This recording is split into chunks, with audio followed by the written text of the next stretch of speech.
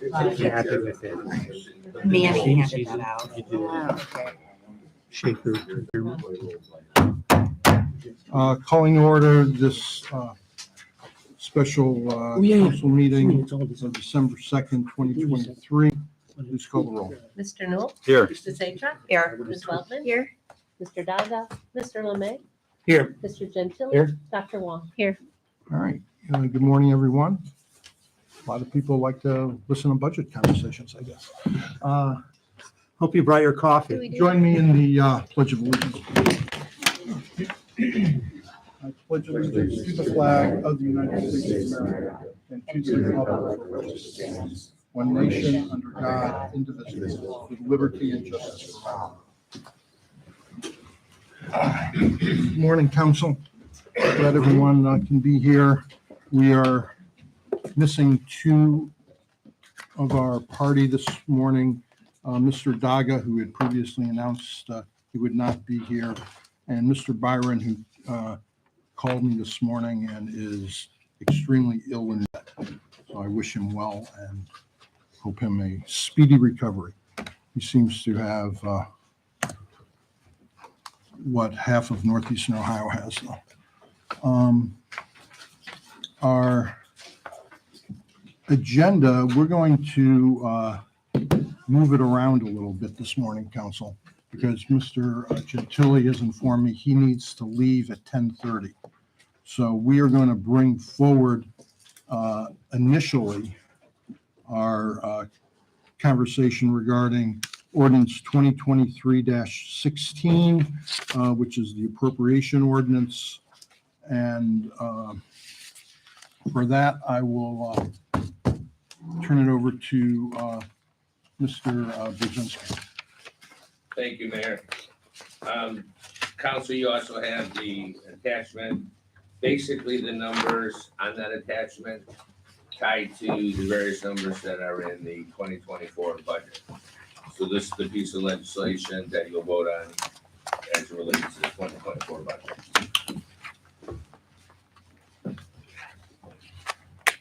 Great. Can we launch into questions then? On the budget? Yeah. Absolutely. Great. First, I want to thank Tony for running the variance analysis, and mostly thank Joe for his fast response, answering 40 questions in 2 days. They were extremely helpful and will short circuit our conversation, I think, because you hit on a number of questions I had and provided answers. Still some questions to ask here, but thank you both for that effort. That really, it was tremendous work to accelerating and understanding what's going on in our 2023 budget. You're welcome. So I would like to just go page by page, I guess, and flip through. I have a couple preliminary questions, Joe, and I know we do this every year, and every year sometimes I have the same questions because I forget in 12 months exactly how you answered. So if you'll bear with me on some of mine and maybe other council members as well who have not done this as much. So just the first kind of preliminary questions, Joe. So the ordinance we're going to pass is the appropriation Correct. tied to the 24 budget, which makes lawful the expenditure of the appropriated funds. Just Correct. that's the purpose of that. Right. Right. Got it. And then beyond that, the spending of those funds, just so remind me, some of it's like payroll and it's kind of an automatic pilot. It is what it is. Right. If it's not something like that, that's where it's the mayor's discretion or the mayor's, that's where the code provisions come in that put limits on when council has to get involved. Am I- Right, and given the size of the project or expenditure, that's why we bring it to city council, we talk about them. Yeah. Like similar when we do the roads. So just to baseline this one more time. So things like payroll, which are more than 50,000 a month, those don't require council approval. Correct. And I'm trying to remind But myself that's payroll collectively. collectively. Right. I'm just trying to remind myself of what's in that bucket where it's just automatic and what's in the other bucket where it comes to council? Is there a bright line there? Because I'm trying to remember how we set that up. And Well, anything over, an individual purchase over 25,000 comes to city council. okay. Uh, And that's per ordinance, that's how that. So, Yes. so it wouldn't include payroll because that would be an outside purchase or a Right, contract or, and it's covered within the appropriations passed by council. okay, But that's for items over 25,000. Items under 25,000 still have to come to council as being reported. That's, the ordinance says that. Items under 25,000, you get it reported when you get the, all the checks for the given month, I would say. Right. But the mayor has the authority to spend up to 25,000. Correct. Yeah, Correct. But No, we yeah. give an after the fact Yeah. report correct. through that report. Well, I think you're conflating two different things, Tony. yeah, The mayor has the authority of a spend up to $25,000 within, what's appropriate. It's for when some exigency happened that would exceed that $25,000, where typically it would have to come to council. Mhm. So more of an emergency situation. That's when it comes, there's some process, I'd have to read it back in the code, yeah, where the mayor can, address that exigency and then after the fact, come back to council. Isn't that your recollection, Jim? yeah, it's something like that. I was just trying to clear it in operationally how we do that between the things like a payroll, which are kind of an internal expense, and when we reach out to hire someone to do Third something. party. Yeah, I don't know that we've ever done that exigency thing actually Yeah, in okay. the last 12 years. but it's the outside expenditures, just in general, it's the outside expenditures where those limits come into play, Yes, as opposed to, yeah, Something like day-to-day payroll. stuff, right. I think maybe the ordinance isn't clear because in any event, we do get a report of everything that's I think we done. report it regardless. right? Yeah, whether it's $10 or Right. You get a report $24,999. We do get that report and we're following Yeah. the ordinance, whether it's. Right. which is why those check runs are so critical, just to Yeah, comply with that. that's So we get part that of what the we next need to council Right, see. you get it anyway, right. Okay, all right. Okay, that's just to help me reground on how the mechanics work, Joe. Then the other kind of preliminary matter, Joe, that I had is, I'm on page 1 of our, of the big budget. And the 2023 projections, and I think this popped out on Tony's things, that's just the budgeted number. there Correct. Still, right. So one concern I had is that if there's a big variance between that, and the one that pops out on Tony's list was the interest. Because because interest rates went up, we earned a lot more interest, which in turn drives the ending cash number. And so can you think of, and maybe you ought to get a report on this, anything other than the interest bucket where there's a substantial variance, either spending or revenue, year over year that would have a material impact on kind of year-ending cash, and therefore that flows over into the next year? As relates to 23, Yeah, no. other than interest, everything else would be within. But I mean, going forward for next year's budget, we could look to put in, for sure, end of September actuals. Yeah, it's just, it'd be helpful even now. When will you have November actuals? Monday, council will receive the old October. November's will be probably mid-December. That late? Yeah, because we've got to close the month, Yeah. do the reports. I'm wondering, I'm gonna make this the simplest thing to do. If you could run November, so even if you ran October actuals year to date and did that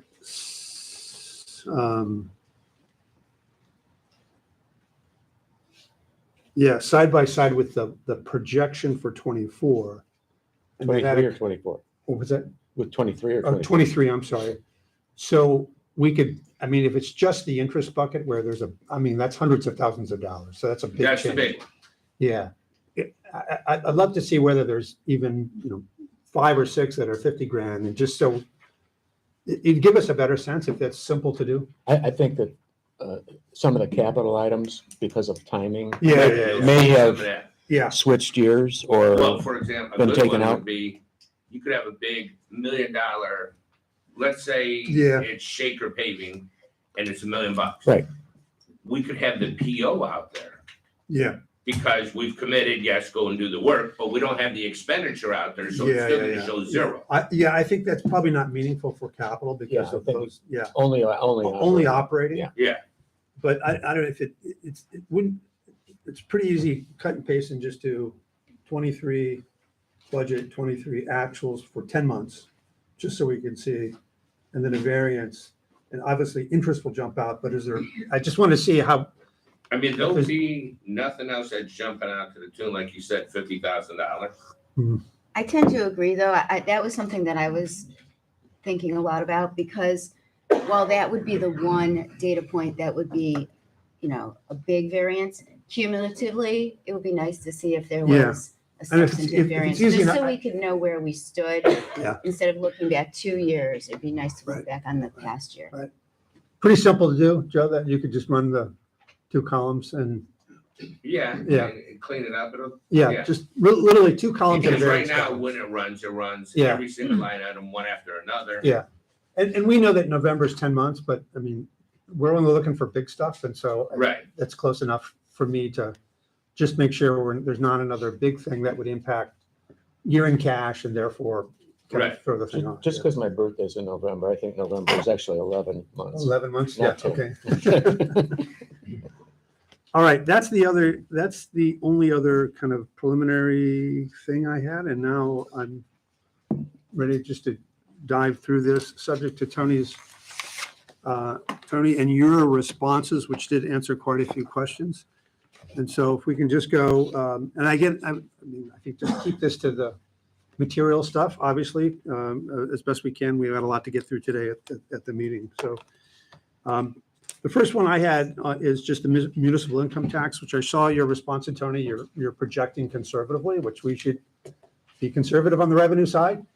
Just the question is, given inflation was pretty high this year still, are we being too conservative about that? I know you put a 0.5% and Well, and historically, since I've been here, I've done the 0.5%. mhm, And you can't account for the one-offs where in a given year, somebody pays $90,000 and then the next year they pay zero 0, yeah. because they're getting a refund and playing off of that. Yeah. Um, How much of, I prefer to stay quite conservative with that. yeah, in Because, general I do too. that way we know we're always going to be inside the lines.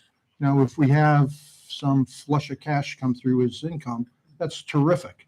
But I think that was a problem that the city had a dozen years ago when, with the estate tax, for instance, there were estimates and anticipation as to how much money was going to come in. Mhm. And when it didn't come in, that's when the city had a problem. Yeah. So I recommend that we stay with Joe's recommendation, stay conservative. Our spending is coming off of those numbers. So we're not going to, if we're excited by what comes in, great, but we're not going to be disappointed because our spending is going to always be within bounds. So I think we should do it the way Joe But the recommended. question really is, because inflation has ramped up and interest rates have ramped up, we aren't in the same situation as all the years that Joe has done this. So the question really is, as Jim asked, is it too conservative?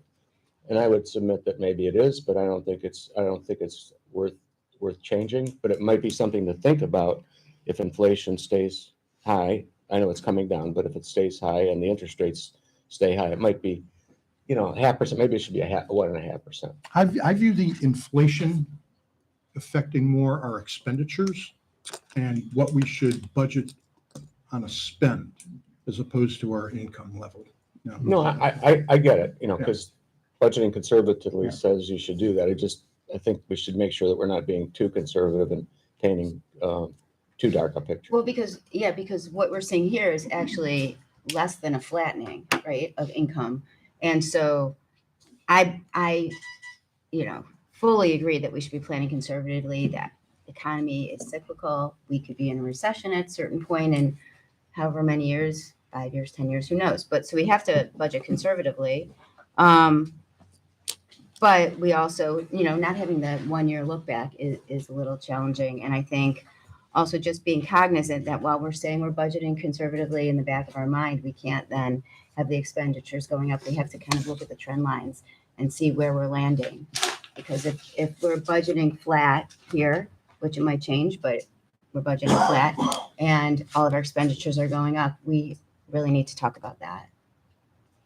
Well, and budgeting conservatively on the income tax allows us to have some expenditures that are higher that would be covered by the additional tax income that we probably will get. Right. Because we're budgeting conservatively. So I don't have a problem with leaving it as it is. Okay.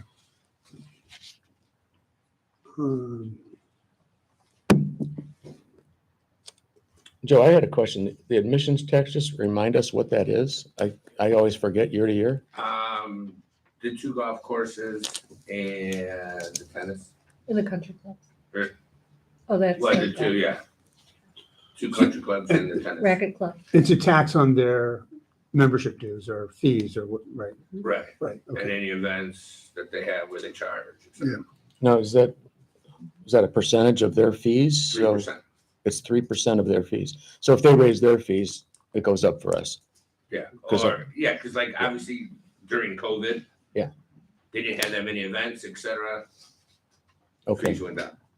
So it would be their membership fees plus other revenue that they have too, right? Correct. Okay. I have nothing else on that page. Anyone else? I just have one small thing, and I know it's come up when I've observed it in the finance committee meetings, I believe.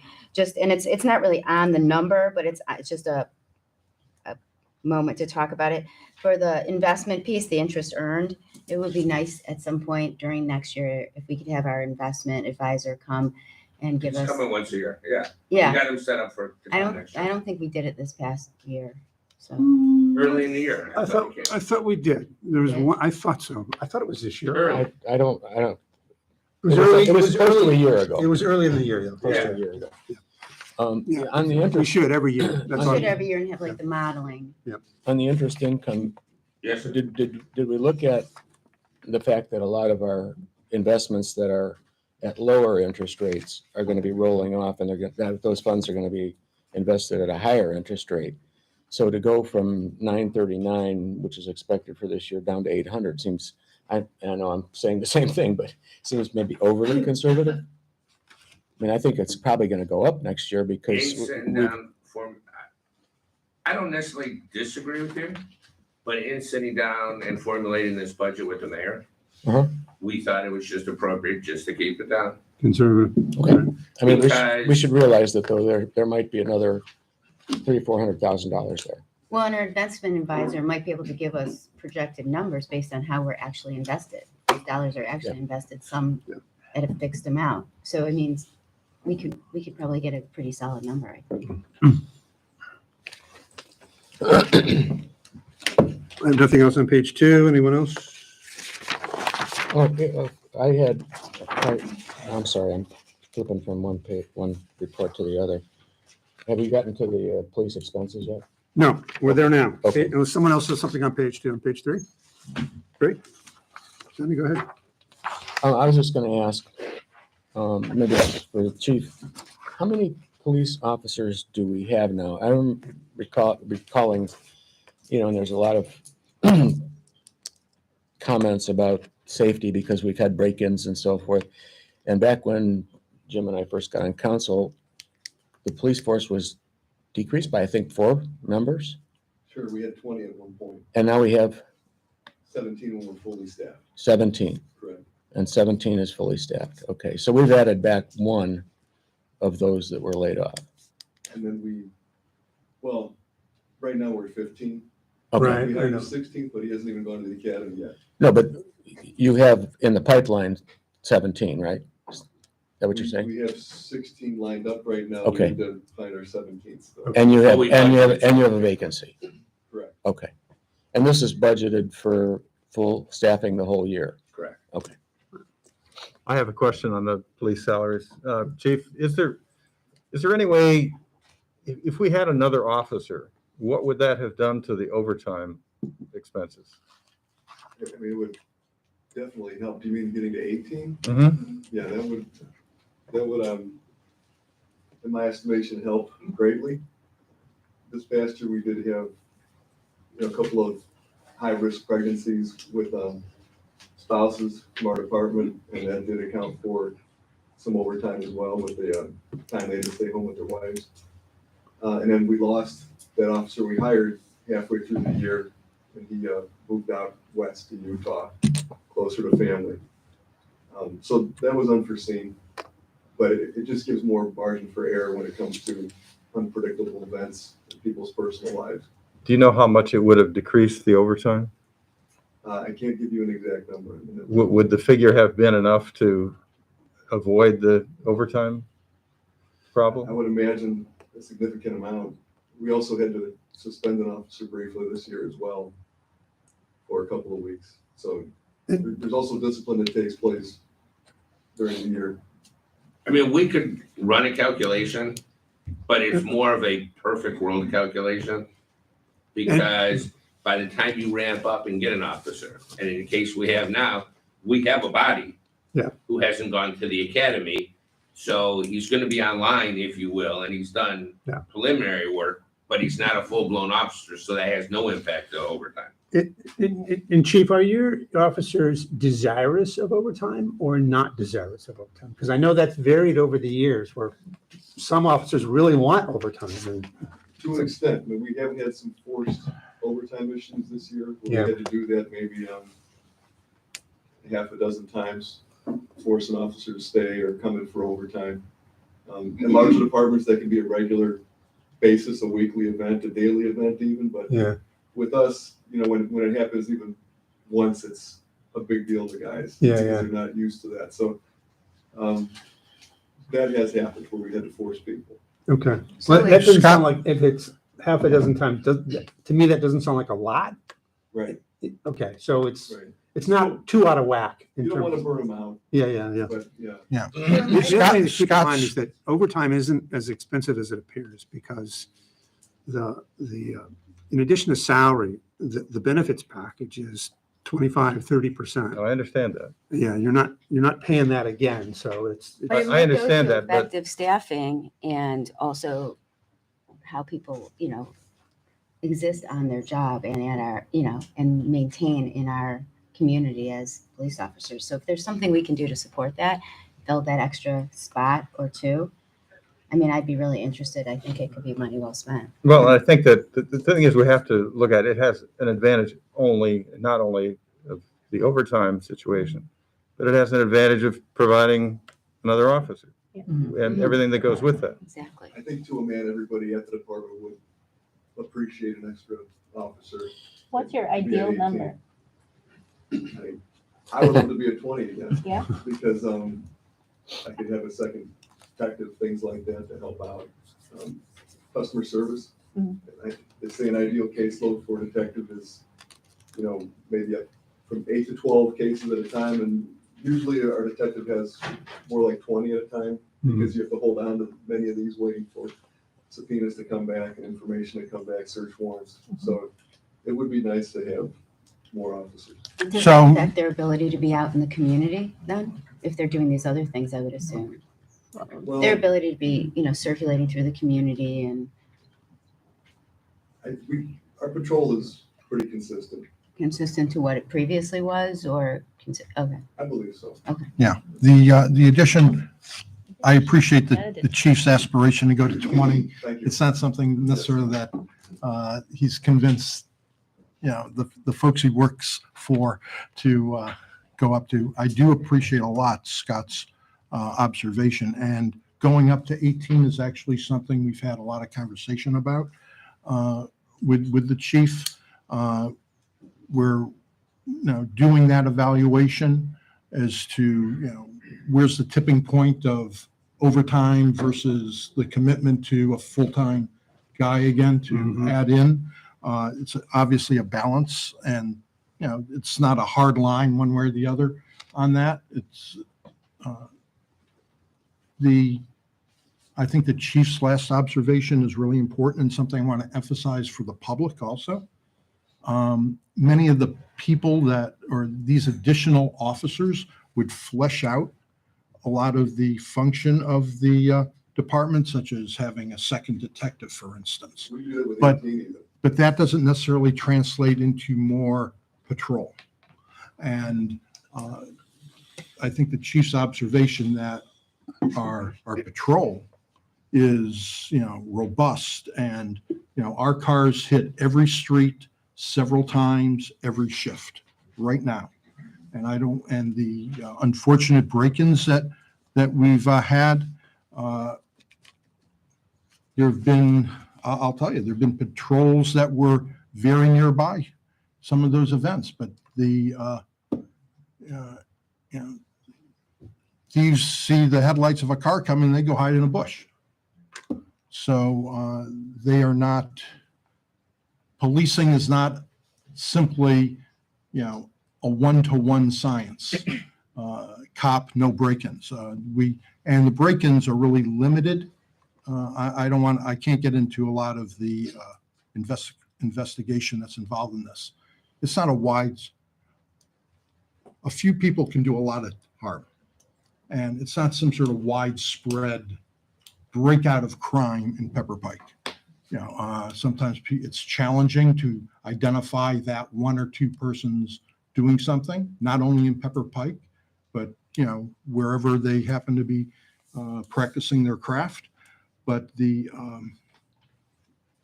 police department is very busy and on patrol, and our residents, so far as a police presence, should feel safe. Not to say that additional officers patrolling can't have a benefit. And that's one reason that we're looking at this 18. You got to put that in the context of the reality, though. We're already authorized for 17. And you see the challenge that we already experience in securing officers. So we can call it, let's have 30 cops. Doesn't mean we're going to be able to hire 30 cops. We are trying to fill even and flesh out the staffing that is already authorized. And this has been going on for a while, trying to staff this out. So it's a challenging time to secure first-rate officers, which is what we always point to. We're just not hiring people because they took our test. We hire people because they fit in and they will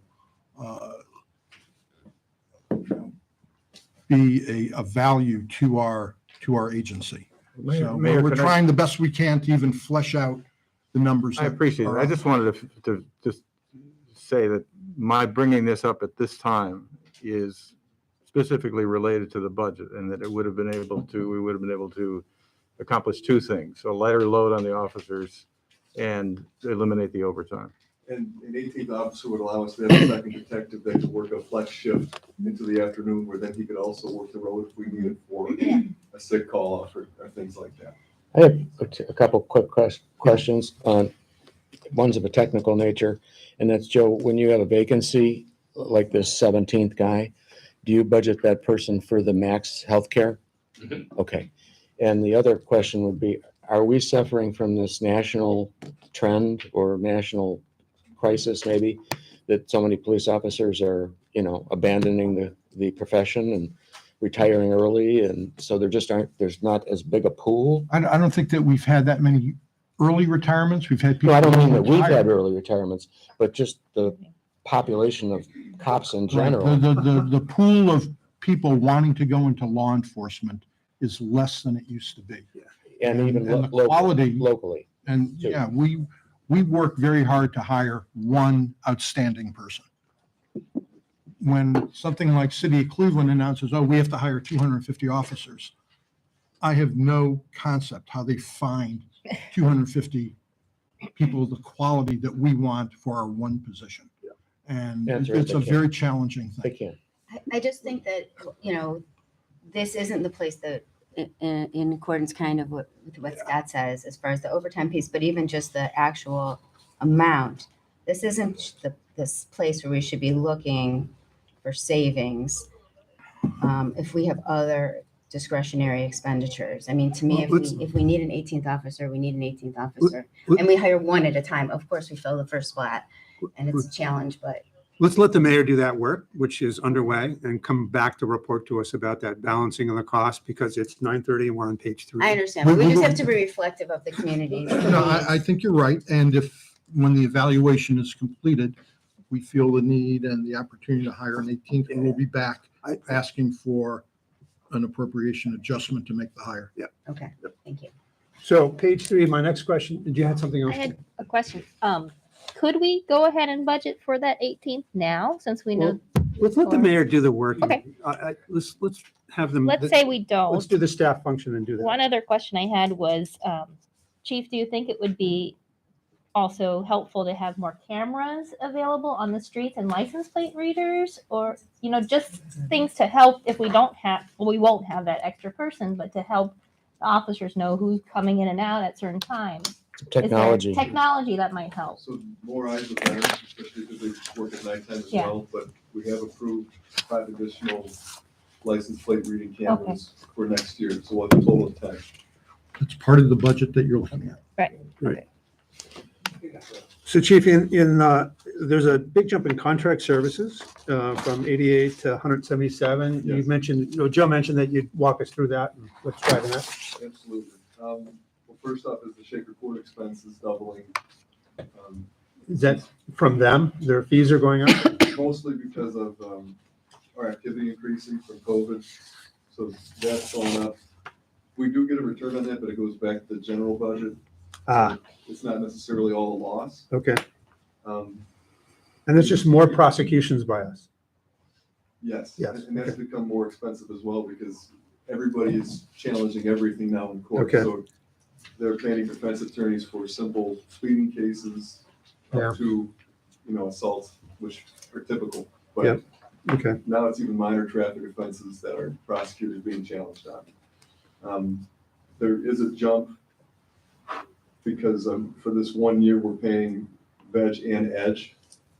And along Right. with the edge initiation, there is another $5,000. It's a one-time fee. Okay. So, 16,000 of that will come off the books next year. Okay. From contract services. The dash cameras for cars, we used to buy them from Capital. Now it's a contract service because we're renting them for the 5 years. So we had budgeted initially $100,000 for this year to buy all new dash cameras. They're about 10 years old now. Hmm. They have a data source where they store the info in the cars, and then we had to download them separately. This new system will cost us about $11,000 a year for 5 years. We don't own them, but it all feeds into the body camera system we already have. Hmm. So when we get these public records requests, Lieutenant processes them. We usually average at least one a week. They could take anywhere from a couple hours to a whole shift long, depending on how much video there were. You can just get them all from this one source. Yeah. It's less money, and it's all audited, and there's a paper trail of who's viewing it, Hmm. and Okay. he has to blur out. So it's a license, Sometimes, it's a license, not a purchase, and they provide the services as well as the hardware. if there's an issue with one of them, they immediately replace it, Hmm. and at the end of it, we either re-up or we turn them all in. Mhm. So, Okay. that's the case with the tasers and the body cameras as well. It's also a 5-year contract through Axon. Again, they replace everything about halfway through, give you all new items, so there's no repair issues or costs. But that, along with the tasers, did double from our last 5-year contract. So this is the second year we've had it. The cost doubled from last time. Okay. So we've traded some capital expenditures for a contractual services. So it's not really the increase that it seems like. Right. Plus, we already knew that, excuse me, we already knew that we had the overlap of veg and edge for 1 year, because you told us that when we started. So, and that's going to go away. And the flat cameras doubled. And that's- cost, a little and that's more than gonna go. double because of the 5. Okay, well, that all makes sense. Got it. Anything else on page 3? No, but is it possible, like for future budgets with the contract services, it's like it's such a general kind of column, for us to have a little bit more detail before we come to the budget meeting? Like, could we have that spelled out a little bit in more detail, that we know what it is instead of just this kind of vague label? I think that would be helpful. I'd like to see that. Maybe, I mean, because I'd like to know what it is that we're spending. Like, that was Right, great well, detail, Just, to Chief. I make, appreciate it. just, I'm sympathetic to all that. Is there a way, even in the line item to do, say, contract services, parenthetical, at least from a bucketing standpoint?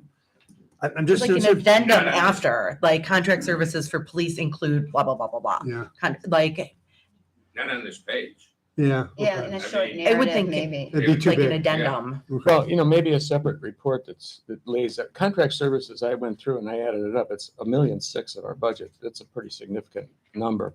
It could And be just maybe a one-page, almost like a glossary type of thing that says contract services. That's kind of what, Here, By list out the department. items. By So, department. so we know what it is. I think it'd be helpful to have some more Yeah. specificity, if that's the right way to pronounce that Yep. word. I would agree with that. All right, page, hearing no, anything on page 4, anyone? Is that clear? I'm police and fire communications. Yeah, What's the care of prisoners, the contract services for care of prisoners that went up from about 7 to 15? we send somebody to jail. Do we do that? Oh, to another jail. Okay. Yeah, right. Okay, got it. What was the increase for the dispatch for this year? For 2020, I think. 2024 versus 2023? I think if 3% increase, 3%?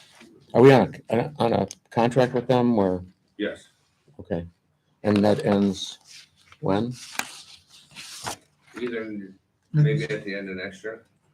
And it's 3% a year for each year? It was when we initially signed it. Yeah. But I've thrown that in there for every year going forward. No, I'm just to be mean safe. for 24 and 25, it'll be the 3%. After that, we don't know. Right. We don't really know. We'll have to renegotiate. Okay. Anything else on page 4, page 5? Limits, building department. Uh,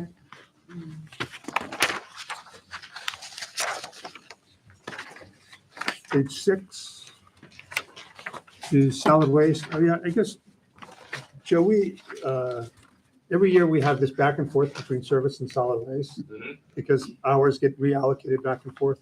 Can you remind me why we separated those two at some point? Did they used to be together and we separated them?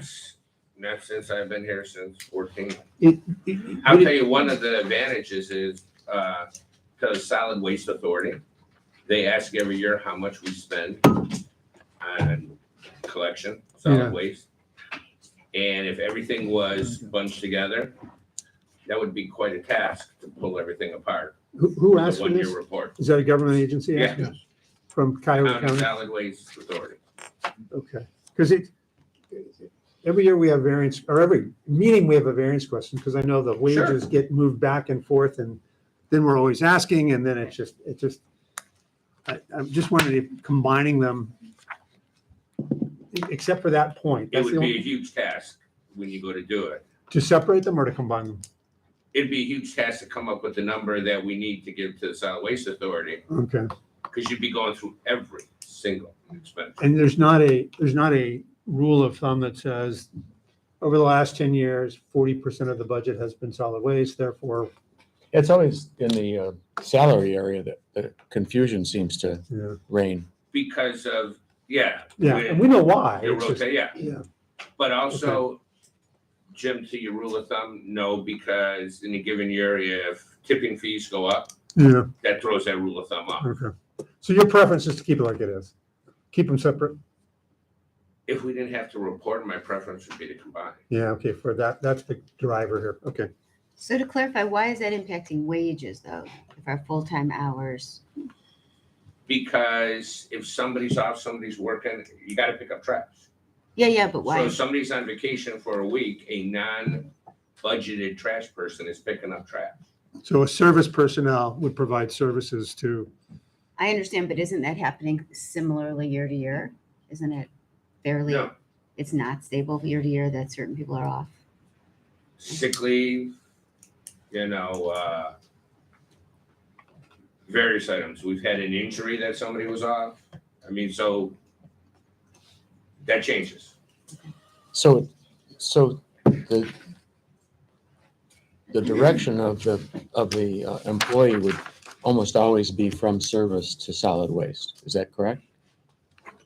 Yeah, sure, because trash has to have a certain Yeah, number every okay, single day. Yeah, okay. correct. All right. Yeah, that makes sense. That Okay. makes sense. anything else on pages 6 or 7 from any member? Nope. So we'll go to page 8, which is Mayor Safety Director. Questions there, anyone? Good. Page 9, which is Council and Law Director. Rick, maybe you can answer the question on contract services for Byron.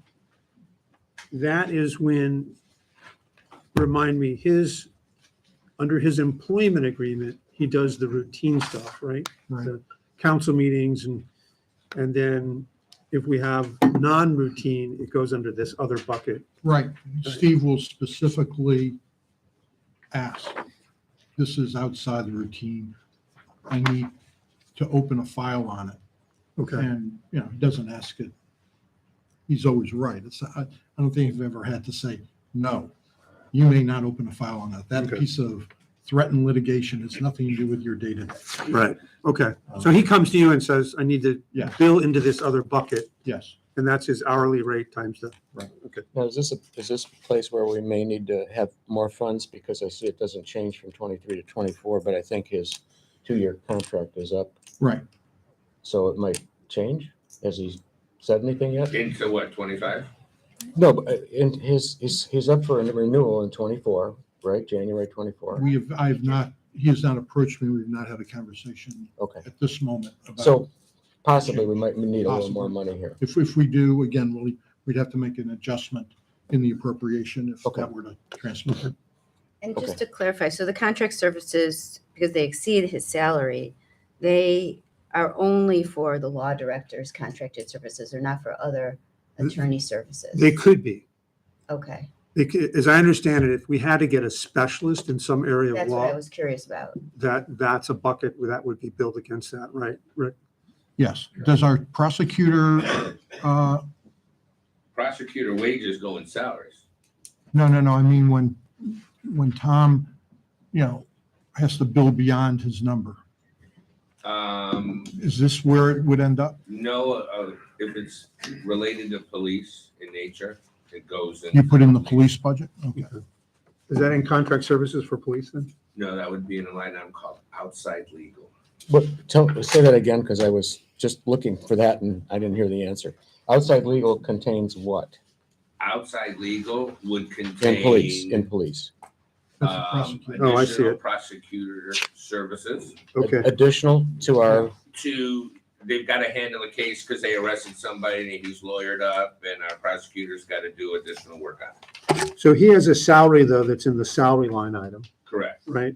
That includes the prosecutor as well as police officers. Right, and Got then And then his extra bucket, I see you bucket outside legal. You might just add outside legal prosecutor to that line item. So yeah, outside legal, what mainly goes there is the trial prep expenses. yeah, okay. But also in union years, if we use our labor attorney, Yeah, okay, they'll okay, go in there too. okay. So you budgeted a jump to 18 grand from 2 last 2,500. year. And that's just reflective of what the chief said in terms of more, I'm assuming more Yeah. time contesting things, right? Yeah, okay. There's quite a bit of that. Yeah, okay. All right, so back to, I think we finished page 9, which is council and law director. Any other comments? We're up to finance. Joe, in finance, remind me who's in the salary bucket? You, Sheila and Sheila, Becky. and Becky, okay. Um,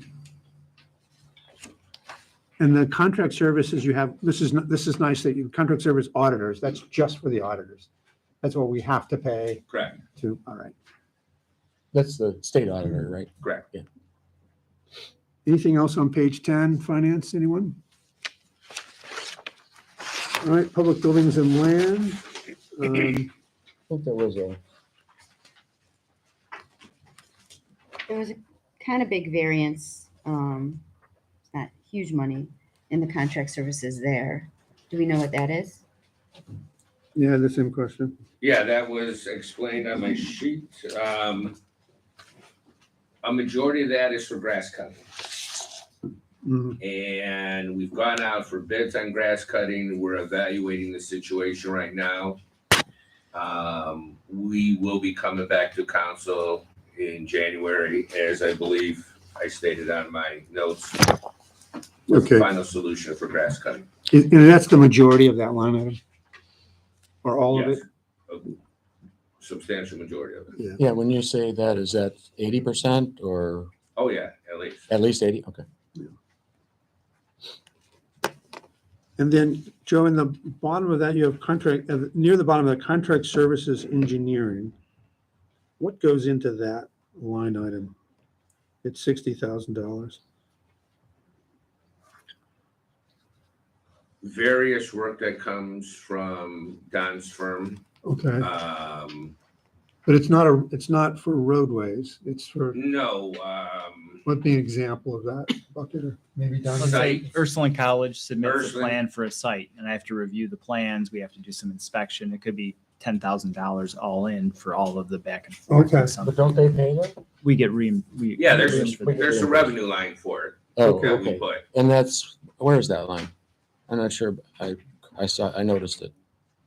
I don't know if it's under reimbursements or miscellaneous on the revenue line item, but it goes. And a lot of the house plans, it's $1,000 per site. Yeah, so it goes into the general Yeah. fund on one of those sort of Yes. miscellaneous lines up top. Correct. So Don, the salary side is kind of like Steve, it's the routine stuff day to It's- day. Yeah, it's pretty specific as far as what's covered under Okay. that. And then you go outside of that where it's not like Shaker Road fees, for example, those are built into the cost of the That's project. assigned to that project, right? So they're capitalized, if you will. Right. Okay. Same with our road programs or any of those, any engineering fees for those items get baked into that It's cost. essentially capitalized. Right. Right, Yeah. okay. And so this would be non-capital projects where you're providing advice that are non-routine. Yes, a good example, Regional Sewer District was doing work on Gates Mills Boulevard. We had a role to play in terms of review. Per our contract with Regional, we can't charge them for that, but it is something that's sort of outside of my fees, so Normal. the city pays Yeah, things. Would it make sense to maybe add a revenue line for engineer for all of it? Because I don't know how substantial this reimbursement is. If it's not, It's, yeah, I'll take a look at it. if Okay, it's not too complicated, I'm suspecting you have a lot of things aggregated on that line. So- Yeah. so Again, But I mean, I'm- I'll note it. all right, I'm sensitive to your time, so just, yeah, okay. County auditor, that's, yeah. So I'm up to page 12 and general government. Or page 12. So Joe, just remind me what's in the contract services on this line item, 280. Rita collection fees, bank fees, and our IT bucket of hours of support. Okay. can you give us a sense of how much each of those contribute to that line? That's a pretty big line. I could shoot you guys an email on that. Is- Okay. I yeah, mean, like, since it's- is Rita 200 of it or, Rita's your biggest portion of it. yeah, Okay, but is it as much as 200 or ballpark, Joe. Yeah, just a ballpark? Yeah, Okay. okay. And that's a percentage of what they collect? Do they work on percentages or? correct. Is it a formula still or? It's still the formula. Yeah, I think they allocate their costs based on some formula. Okay. Kathy? It's still a nonprofit, huh? I just have two questions. It's One, Regional Council of Governments. the beautification fund, it's only $10,000. Is that for like trees and stuff? Because if it is, I'd like to, Where are you? beautification fund transfer. Non-governmental. Oh, 10,000. transfer, okay. Or it's 10,000, somewhere else on here too. I forget what page, but I mean, we're gonna be doing a lot of projects and. Well, most of that's going to be built into the project cost. Okay. So this is kind of extra Just stuff. extra that- trees? Yeah. But if we could Where, have, where this, a lot of this money goes, and beautification gets split a bit between beautification as well as some service department capital, I believe. The beautification fund goes to things like the perennial gardens, the baskets, the Hmm. South Woodland Lander plantings. It also goes to things like, a year ago, we had Davy Tree do some rather extensive preservation work at Morgan Park, Mm. cutting back grapevine Right. and wisteria. That becomes an ongoing maintenance item right, that sometimes the service can handle, and sometimes it requires bringing in, Okay. certain tree climbing expertise and things like that of a place like Davy. because The number can float a little. I think a couple of years ago, we floated it up to about 20, if Yeah. I recall. And now it's down to 10. It depends on what we anticipate that sort of work will be. And the we for that, whose discretion is that? I'm sorry, what? The we that you spoke of for those funds, who gets to determine that?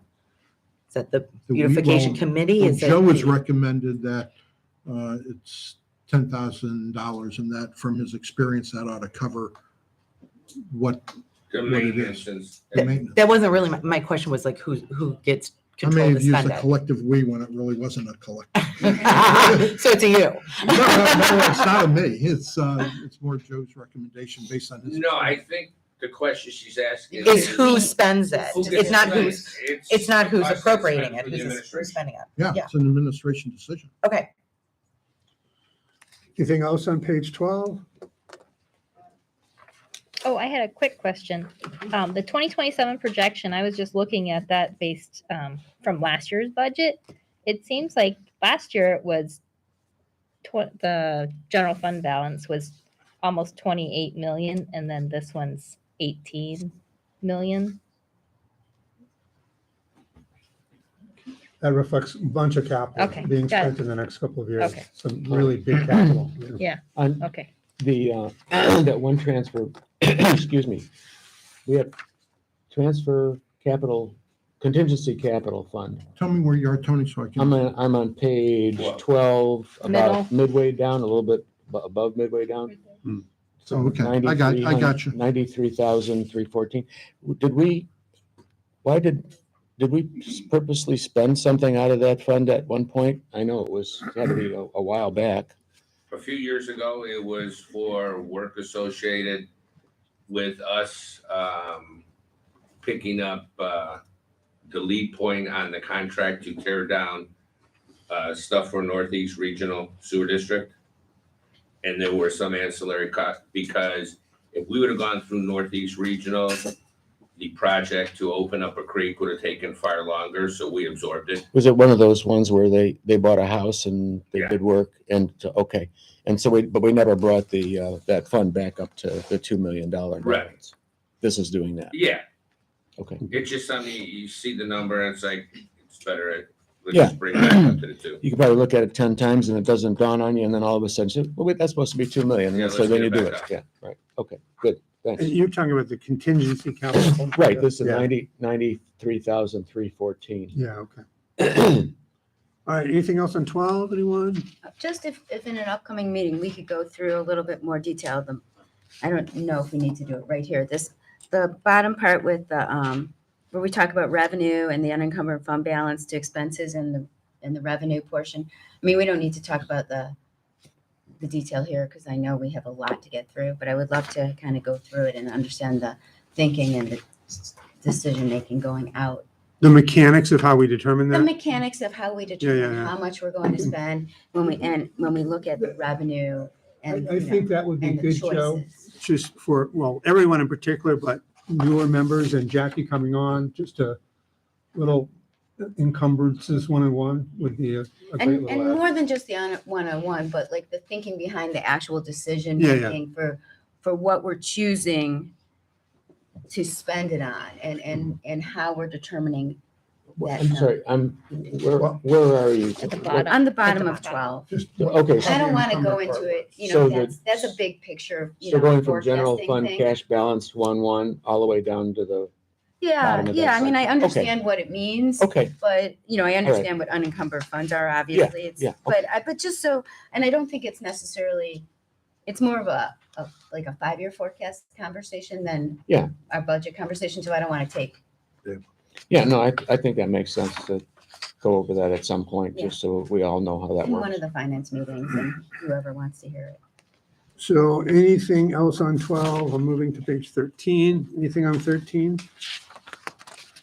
Jeff, just one quick question. What is the ARPA funds? On page 13? Yeah. This was the money we received from Cuyahoga Right. County for the head end for the Gates Mills linear park. I just wanted to confirm. Yep, thank you. So this is, I mean, we looked to have that underway in 23. That didn't occur, so it just shifts to 24. Gotcha, thank you. okay, on this, okay. Oh, so I see the 250 is the same amount, just moving. Yeah. Right. It's not 500 in total. Yeah. Correct. Gotcha, okay, makes sense. Page 14, streets construction. Just a question, Joe, so we have investment and deposits. So that's income from investments and deposits. Mhm. So when we're holding a deposit for a period of time, we get a return on that. Am I thinking By about that right? state law, Mhm. X amount of interest income must go into the SCMR fund. X Ah. amount goes into state highway. Every Okay. month, those transactions are made by Michigan. Okay, So if we've got, but that's interest earned on our general cash Totally. balance. Correct. Unlocked, okay. that's the invested funds and this is just a portion of it that Portion has to of be accounted to and given to this fund, because you have to spend this money because the state gives it to us. This money has to be spent for those purposes because the state gives it to us for those purposes, right? For the interest? No, all of it. All of that, Oh, right. all of that revenue has to be spent. You can't build up a balance in this. Oh, no, you Fine. can. I mean, but when you spend, this money must be spent on street construction, maintenance, Right. or repair, Right, or for state highway, in theory, for state highways. yeah. But as I recall, I don't think they'll allow you to constantly build this up. There's sort of a limit where you want to keep it below. No? No, never, no. Okay. So Joe, But when you do spend, you can't take this money and spend it in Pepper Pike Park. No, I know, you Yeah, have to it's a spend it, you special have to spend it on, But yeah, yeah, there's not a cap or a limit. And there's no, like, if you don't use it, you lose it. It stays. Correct. so John, Because just, truly, Tony, if there was, we would spend pieces of our road reconstruction out of here to make sure we utilize the funds. Right. There's always a place to spend this money. Right, yeah. Well, you could do capital out of there, right? you could. So Joe, just kind of a mechanical issue, but on the street fund balance, I know over the years, going back to 2020, it's always been about $1 million. And we just kind of keep it at that. Just from a fund accounting standpoint, why do we just keep that at that level? Is there some thinking behind why it's not 100,000 every year? Well, then, if it becomes 100, I mean, we would be then drawing more out of the general fund. Because that's what we spend every year. Pretty Right. consistently, about $1 million Right. out of this. Okay. Or we could spend more, but I mean, we have an environmental approach on how we lay rocks out. So, but I guess my question is, every year we get revenue of 500,000, we spend 500,000 roughly, right? Yeah. But we keep the balance at $1 million. Yep.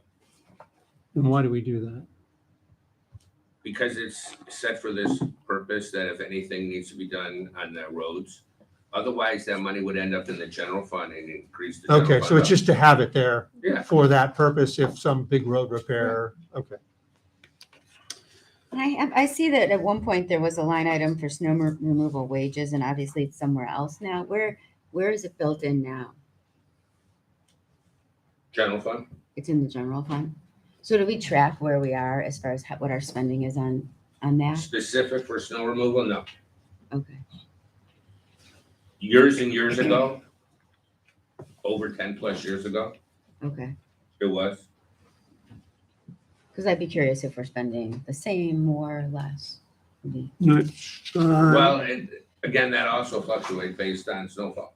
I know, but again, we So can you have couldn't it necessarily, over time. yeah, I mean, it's something that's not specifically tracked. Anything else on 14? Going to 15, State Highway Fund, I have nothing. Anyone else? Going to 16, The state highway fund is just a smaller fund that works pretty much the same way as the street construction, right? Correct. The money came from the same sources. Right, and the only thing we spend out of there is rock salt. page 16. Page 17. 18. Those funds, I mean, those are just being carried over because of the, Because of the the actuals Yeah, from prior. they'll be going off in a couple years. I'm up to 20, No. 21. So are we spending this fund down? Is this like we got a grant at some point or some money at some point and now we just spend 1,500 a year out of this? Right. It's spent on anything related to the circuit, Mhm. because it used to be called Merck, Oh, We okay. change it. and the fund didn't change, and they changed the name from Merck to CERT. We change this to, We could, okay. So, but again, there was some money came in at some point and now we're just spending that down. Correct. Okay, and what was that source? Was that a donation from somebody or something like that? that was eons ago. Yeah.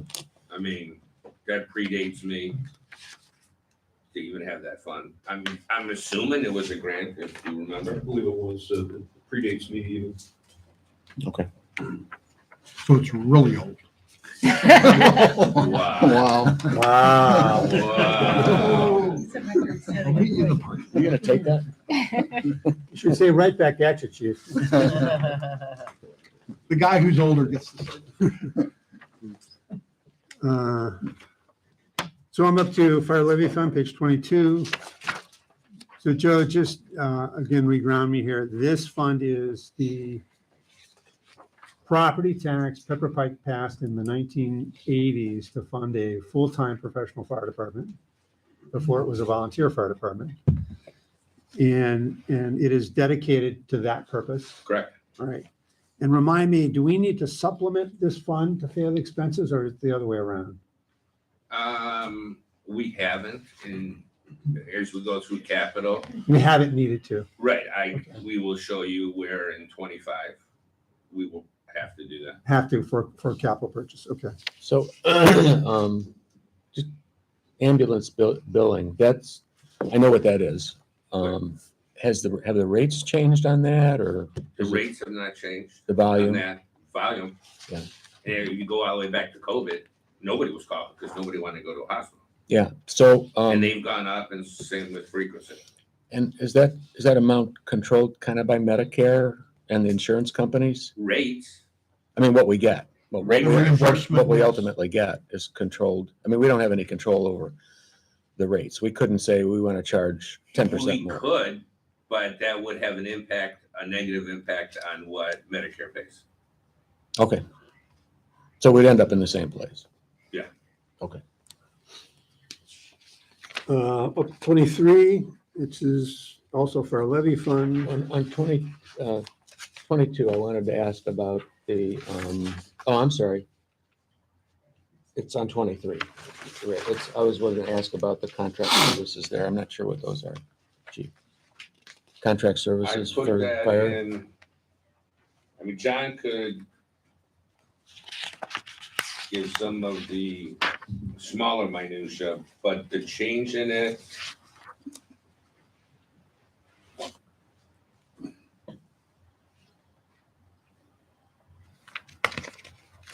I wasn't concerned so much with the They- change, just what goes into that line. I don't know what the contract services are that the fire well, department a uses. decent amount goes to Cleveland Water Cleveland Water? for hydrants Oh, in the that's, city. that's basically the water fee then. That's, yeah, that's in there. For next year, we've got a promotional test. Cause we think a lieutenant towards the end of the year will be retiring. Mhm. So we'll have to start the process for promotional. Can you give me a sense of the magnitude of the Cleveland Water? Because that's totally uncontrollable. They charge us for every hydrant. 35. 35, so around half. Page 24, police pension fund. 25, fire Is the police pension fund. and fire pension going up? Rates? Yeah. No. Wasn't there some, Oh, there's always been wasn't there talk, some talk about and that? there's still talk, but no law change. There's currently pending before the Ohio legislature, there was a bill earlier this year that died. Oh. It's been reintroduced. Just received communications recently that there may be activity in the lame duck here. Hopefully not. The initial, there's some questions as to how it would be funded, many questions how it would be funded. Yeah. And part of the conversation is to use some of the tax revenue from the marijuana passage to partially fund this. Say that again, the Marijuana. Tax Marijuana. revenue from the marijuana Okay. legislation. And it's just in play. It's in play. The idea was to raise, I think the current proposal is to raise police to the 24% pension contribution that fire has Yes. currently. and police is roughly 19%? Previously, everyone 19 was, and a half. fire 19 and and a half. police were going up. Yeah. And now they're just talking about bringing police up to the 24. So it's not a small amount It's a lot of money. And actuarially, they really haven't done their homework at all. to prove that it's necessary.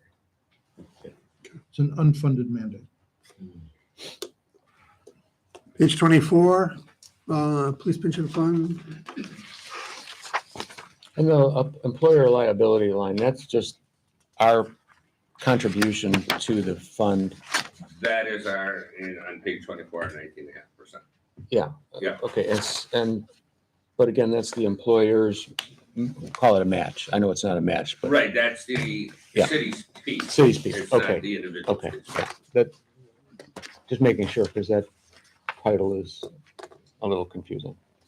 I'm up to 26, the bond retirement fund. John, all those bonds in the bond retirement fund, those are all assessment bonds that are subject to assessments, or am I thinking about that? A majority. Majority are. Okay, there are some, what few remaining bonds Pepper Pike proper has is in there as well. Correct.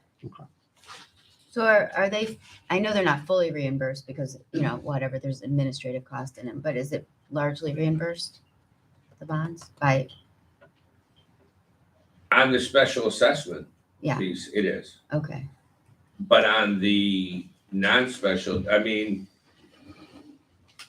early on, when the city was probably getting in trouble, there was minuscule amounts that were also bonded that truly was the city's portion. When we just did the last sewer project, Right, we automatically pay 2% right. plus all intersections. In early years, the city actually bonded those. so what So they issued percentage? bonds to cover those costs. And right now, we took it out of cash because we can, Yes. And that's our last two we took and paid for. out of cash, Yes. right? Because we could do So the two that we did are 100% special assessment bonds. So what percentage of the bonds are special assessment bonds versus, would you say, monetarily, not number of bonds, obviously? Percent, I mean, well over, probably over 80%. Okay, that's what I was, Yeah, that's we what I only was have trying to. like 100 grand. That's what left I to was figure trying to out. It's understand. pretty small now. Well, Okay. and then also in there, we also have the 0% loans Right. that are also built in there, and that's 100% us. Yeah. Yeah, and that's not a small amount, because No. that Lander Road, Was Project. huge, and that was, what's the payoff time in that, 20 years or 30 years? or 20. 20, There's like $1 million over 20 years. and we gotta be nearing the halfway point. We're about half now. Yeah, and combined, it's, you can see the two numbers, it's 100,000, under 1,000 Let's keep going. a year. Page 27. Those are really, that's really not our money, right, Joe? Pardon? Page 27 is really kind of not our money. Those are agency and trust funds, pretty much. Yeah, So, I mean, it is our money. I mean, when you're looking tree trust, beautification, law enforcement, we spend money out of there. yeah. But those are trust funds, so. And the In- guarantee deposit fund, Tree trust it's in title. This goes back, predates me, and probably predates John. But if we do small tree stuff, we try to take some funds out of there. Okay. We buy tree bags to keep trees going and stuff like that. We've taken out of there. Beautification, to the mayor's point, that's a lot of the cleanup work and stuff that we do to maintain our parks. Law Joe, enforcement, we bought, is the radios out of there? Cameras. Looks like a camera. We bought cameras out of there. We get a donation for the Friends of Pepper Pike every year, and we spend money. if you, Joe, this is just a nitpick. I think that there's a formula error in Sheila's got a new sheet. guarantee deposit funds. I caught it after 11:15. She's got a new replacement sheet, Yeah, so if you it's, will. it's down 12,000 a year after this year. That's been changed, and Okay. Sheila said, just give me the cue and I'll hand it out. Oh. And you happened to ask it when she walked out of the room. That's in the I just guaranteed wanted deposit. I just fund? noticed it when I was Yeah. doing my spreadsheet. We will hand out a substitute page 27 when Sheila returns. Right, Okay. I'm since Will it have a it's time, 28 on the I want back? I want to get through the rest of I the know. story here. No, it won't, Tony. So let's jump to page 28, capital. And obviously some big numbers on this page. Just, I want to confirm a couple things. The phase 2 shaker, that's on the new streets, Don, we're going to do that are adjacent to shaker. Correct. And that is, what street is that? Or mostly? Um, Colony, it's in the Providence, Plymouth, Concord, Colony. and also Forest and Edgewood. Yeah. Okay, okay. And do we have that grant money in place now? We've been granted. We the money. received the grant, right? We've got the grant. Yes. And do we know where we stand? Because we had to substantially subsidize the first phase. Do we know where we stand with the grant money? You know, As we far- put $1 million approximately into phase 1. Right. We're finalizing our approvals with EPA, and then once we get that back, we will have the estimated numbers for council. That's coming up in the next month or two. Okay, thanks. Don, do you have a sense yet of how that's going to compare? It's I think it's probably in that 20. It's over 20. I think when we first looked at it, we thought it was going to be somewhere between 22 and 24, and I think it's probably around the 22 number Okay, for the house. thank you. And Don, on just on the next couple line items, the Gates Mills Path funding from the county, we have that, right? Correct. And then the next line item, the 500,000. Okay, that's from No, us. John, Sorry. it's reversed.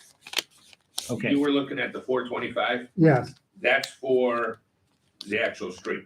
Oh, that's for the Yes. street. So We do we have that or is that still in being applied? we are still having that discussion with the county. Okay. Yeah. Whether, and we may or may not get that. You're hopeful. Yeah. Okay. We've had really the mayor and I had a really good discussion with the county last week about Okay. funding. Mayor, is this the number that used to be 250 or is this a different number? It's a separate Different. separate. It's a separate, Completely separate item, right? because we already got that 250. I think That was that's our- the trail- the that's the We trailhead. passed that one already. This We was did the, that number already. This is That for the was the paving. 350, you said, oh, that just advances a year. this was the enticement of the Trailhead. payback Gotcha. money. if the project got passed. Yeah, but Don and I had a very productive meeting with the County Public Works last week and spent an afternoon visiting, and we're pretty optimistic about this. Great, that's great news. Good. Then the next one, Don, the 500,000, is that grant been completed? For phase one, Phase one, yeah. we received the grant from ODNR. We haven't actually finalized the agreement. That grant would start January 1 of next Okay. year. We have some legislation to pass, but that is, we got the information back from ODNR, so we'll be getting that. So are you highly Oh, confident? no, we've got it. You got it. Yes. Okay, so we're good on that. Yes. Finally, Yep. yeah. What is that? I couldn't hear what you were saying. Which one, which item is that? This is the ODNR, the original ODNR grant that we applied for. We've been awarded the grant. They got us some paperwork within the past couple of weeks that we need to finalize and sign back. So that's This is the Gates Mills grant. The Great Mills Grant Phase One. phase Phase one. one. Okay, that's. So we've gotten to the point where we can proceed Yes. once we sign. Okay, great. All right, there's the splash pad discussion I want to have in subsequent in this budget, so let's defer that for a second. The special assessment of 2.3 million, that's bonds, Joe, that's bonds we will issue for the cost of that improvement. Of phase two. Correct, phase two, got it, okay, and then I think that's all I had to confirm on this. Any other questions on 28? So the phase two project is projected here to be quite a bit more than the phase one was, right? No, it's about the similar cost. About the same as the final cost came out, Yes. Yeah. which of course was way above what we Yeah. initially thought it would be. Right. So you're projecting, It has some elements that are more expensive and some that are less, but the numbers are about the same per user. and you don't expect, we can talk about this later, but you know, from a surprise inflation cost standpoint, you're We've baked in what we think is the new normal to the numbers. the normal. Yeah. Okay. And I want to point out, that's 25. Yeah, I got That it. is not going to be, that's not part of the appropriation ordinance that you're voting on today. This is simply our projection into other years. If What's we were to get, what's in well, that's- 25? I'm sorry, I missed it. For phase two? Phase two is in The- 24. Which phase? Of of Gates, Shaker. I'm talking about Gates Mills. Oh, yeah, no, I Okay, wasn't we're even talking on there about yet. We're talking about Gates Mills Shaker. is a projection from the next That's circle to the phase next two circle. Gates Mills. That Right, is I'm sorry. 25. When I heard phase two, I was, Oh, no, I was talking Oh. about the sewers. We are on to Shaker. Okay, so that's all I had on 28. Any other questions on 28? All right, I'm up to 20, I'm on page 1 of the capital budget now, which starts with police department. Correct. I think that, in my mind, that was self-explanatory, and the chief has talked about some of the items already. Anyone have a question on page 1? Very appreciative of the, granular nature of it. Yeah, me too. That was very helpful. And the same on, I have Fire a quick department? question. Will we have license plate readers on every road coming in and out of Pepper Pike? Because if we don't, then, we're, for security reasons, we don't discuss that. oh, But if Okay. you wanted an executive session, I guess we could consider, There might be there's some things we items. don't discuss in the public. oh, okay. Some recent meetings, there might be a reason just to have annually a safety executive session Executive? on some of those Yeah. things. I don't know, something to Page- discuss. let's jump to page 2, fire. Any questions on fire department capital expenditures? Again, I appreciate the detail on this as well. It's very, very straightforward. What's it, just to understand what it is, ambulance remount? Yeah, so, This is very cool. our current squad, it's 2016, 40,000 miles, almost 3,000 hours on it. As you know, we rate the hours on the vehicles similar to like a boat. Oh, okay. Because there's a ton of idle time. So we're at about 127,000 miles on that. The biggest problem today is the lead time. So what we want to do is take the current box on the back and put it on the new chassis. Oh, But the problem with all these, both pumpers and ambulances, they're roughly 3 to 4 years out. There's a huge supply chain issue right now. So even if we do this year, we're not going to see it for a couple years. So it's buying us some time too. But it's saving us probably $100,000 on remounting, taking that box and putting it on a new chassis. so is the new chassis available? I'm making sure I No, understand. that's the supply chain problem. Oh, so the chassis, or the chassis itself is what's, Yeah, that backlog. holds it up. Yep. And that'll give you how many extra years of service if you were to remount that, do you anticipate? Well, it'll actually put us at a point where we would have replaced an ambulance anyway. Okay. It's just saving us some money because that box can be refurbished and reused. It's all aluminum, so you're saving the cost on the aluminum for that box.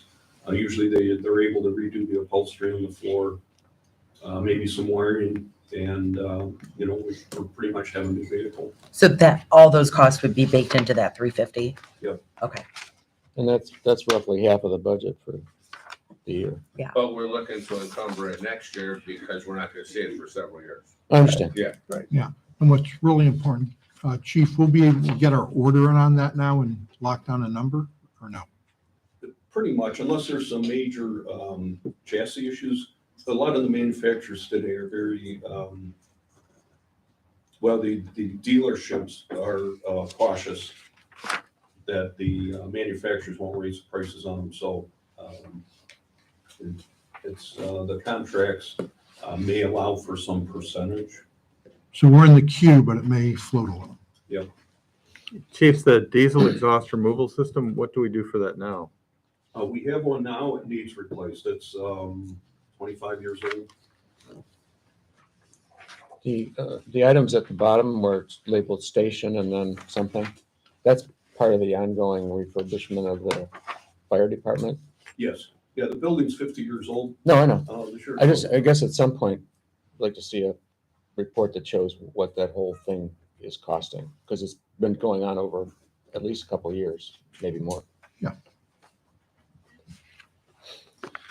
All right, on to page 3 of the capital budget.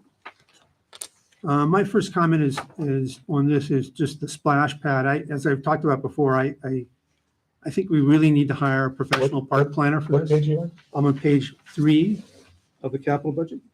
Oh, I see this. Okay, Mhm. sorry. The Um, splash pad's in 25. Yeah, so my view on that is, I think we should hire a professional to have a long-term vision and master plan for Pepper Pike Park, including all the improvements we might do. Splash pad's certainly one of them, but there may be other options that I can't think of. And there's very limited space in the park.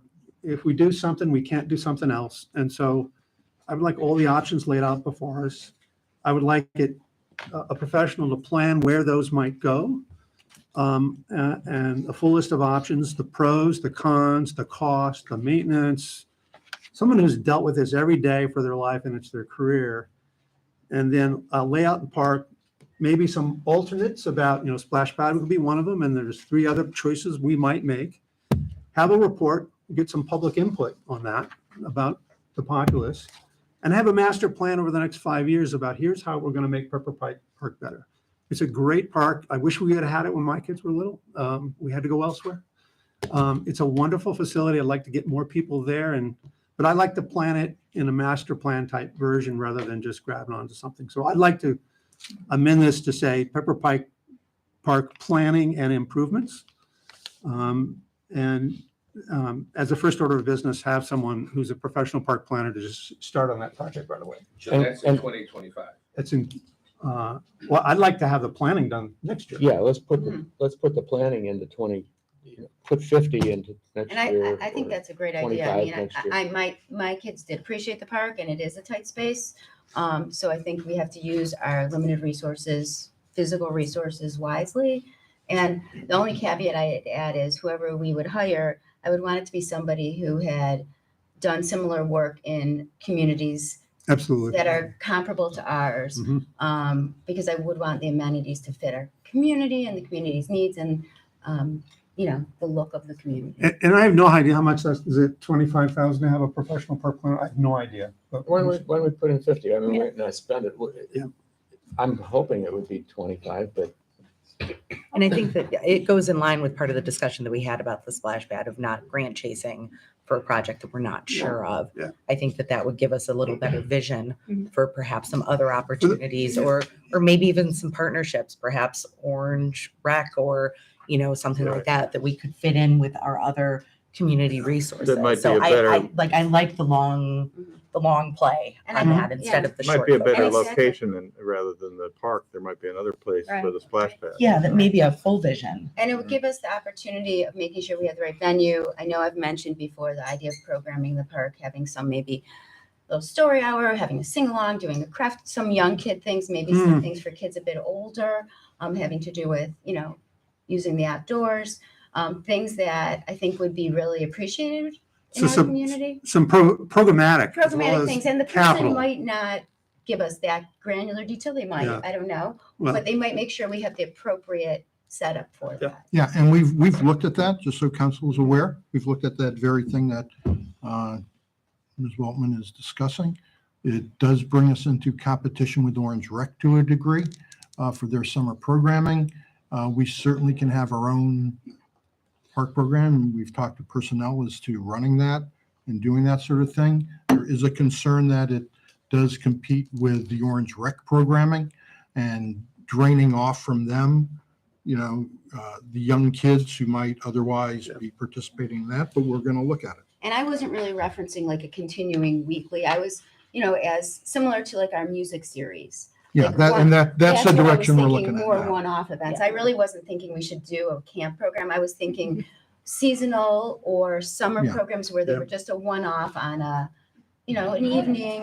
And sometimes community collaborations are Yeah. within other amenities and resources within our community. Yeah, so are we really collaborate valuable. with Orange, and so we're not competing with them. we're Yeah. Right, working that with it's them. a partnership, not a Yeah, competition. and rec, I think rec would be amenable to it as well as the library, which is a wonderful resource. And, you know, I know we have new leadership there, but that might be a conversation we might want to have. And especially with our centennial coming up, it would be an opportunity. I'm sorry, can I interrupt for a second? Like at 1 minute? Yeah, we- let's- Sorry, let's- Can we, Again, can we vote on this at our next meeting in December? Because I'd like to, this next section is important and I don't want to miss it, or at least somebody could bring me up to speed on it. We can. Let me just say this. We have an obligation. We have to pass an appropriations budget. No question. And, you know, it just, I don't want to be the House of Representatives that we were pushing our necessity to a last minute, a last meeting type of thing where we are getting our appropriations passed. This is, we don't have a functioning city if we don't pass this appropriations ordinance. So we have We have until traditional December, meetings. and we could pass it in December. Yes, we can. Okay. We absolutely can. And we I could just, even, in my comments, I'm just expressing the urgency that this actually happened. of course, Are I we think planning to have nobody both would. meetings in December, the two remaining ones? Are we planning to have both? We have a meeting certainly the third Wednesday in December. Yep. The second meeting is December 27th. Last year we had a meeting before. We did have. a We meeting. have had meetings. So we are again. planning on that. Right now, we're planning on it. It is, you know, subject to a lot of people's scheduling and it's always just, we'll do it if we have to do it. Absolutely. Mayor, But it's always problematic for a lot of. Kathy's going to have a problem being at either of those meetings. So There we you were go. talking last night about the possibility of a meeting on the second Wednesday. And someone Second else might Wednesday have- of December. whatever, December. The December, yeah. 13th, Would that maybe? be, would that be Like I have possible? to check with my, he can't be here, I He know. wasn't here Law today. director I know can't be here that. That's okay. It's Um, not a bad idea, though. I know Might you not and I had talked about it, Rick, about the challenges from around Thanksgiving Yeah. and now right, with right, Christmas. right. No, it's, if council can be there, we'll talk about it offline later. I want to make one comment off topic on the lander, walkability, all of that. I just want to reiterate that something that came out of the infrastructure committee meeting earlier this year. I think it was the July meeting. And in that meeting, we talked about making, I think we did make the recommendation to council that we would consider doing from the school, and I know that there's issues, but from the school to the circle and from the circle to on Lander to South Woodland. And I think that we should, maybe Right. follow that, that The recommendation. council, of course, had rejected that at the time. Well, Yes. the skin one's not even on the table here, but Right. your point is having a test, is that? Exactly, having a test. We're case. we're gonna have a much longer conversation. Apparently, Right. you're not gonna be able to be here for it. I'm Right. sorry that you can't. Yeah. But you've made your comment, and I appreciate Yeah, it. and I agree with having a test case as for 2024. However, that would be fleshed out. Sorry, guys. Just is what it is. So just going back to budget, thank you, Tony. Going back to budget, so do we have a consensus on changing the line item of Pepper Pike Park planning and improvements to, as I mentioned? Well, and we're not gonna change our budget. This is the administration's budget Right. line. The appropriation ordinance is different. You're gonna pass an appropriations ordinance. This document is what the administration. The puts appropriation forward. ordinance takes the 2024 budget. No. No, I would, to that point of what you said, we would simply add 50,000 to the capital add projects in the 50,000. appropriation order. Your appropriation ordinance isn't doing anything with that 350. What we would add is on the appropriations ordinance, $50,000 to The capital line. the capital line in the sheet that's attached to your ordinance. Okay. That's where that gets added. But that, We can't strike, we but- can but- only, we but- can only add. but Joe, right No, you now, can strike from that ordinance too. I'm just saying, this isn't the document. but it's exactly the same No, it's not. for 24? No. The total numbers are, Yeah, exactly. So but not the line items are not in that budget. I know the line items aren't, but it's, that number that we're appropriating comes from the 24 budget that's in this budget. The same number. Right, Okay. So it's, right. But you gotta look at the ordinance and you'll see what I'm saying.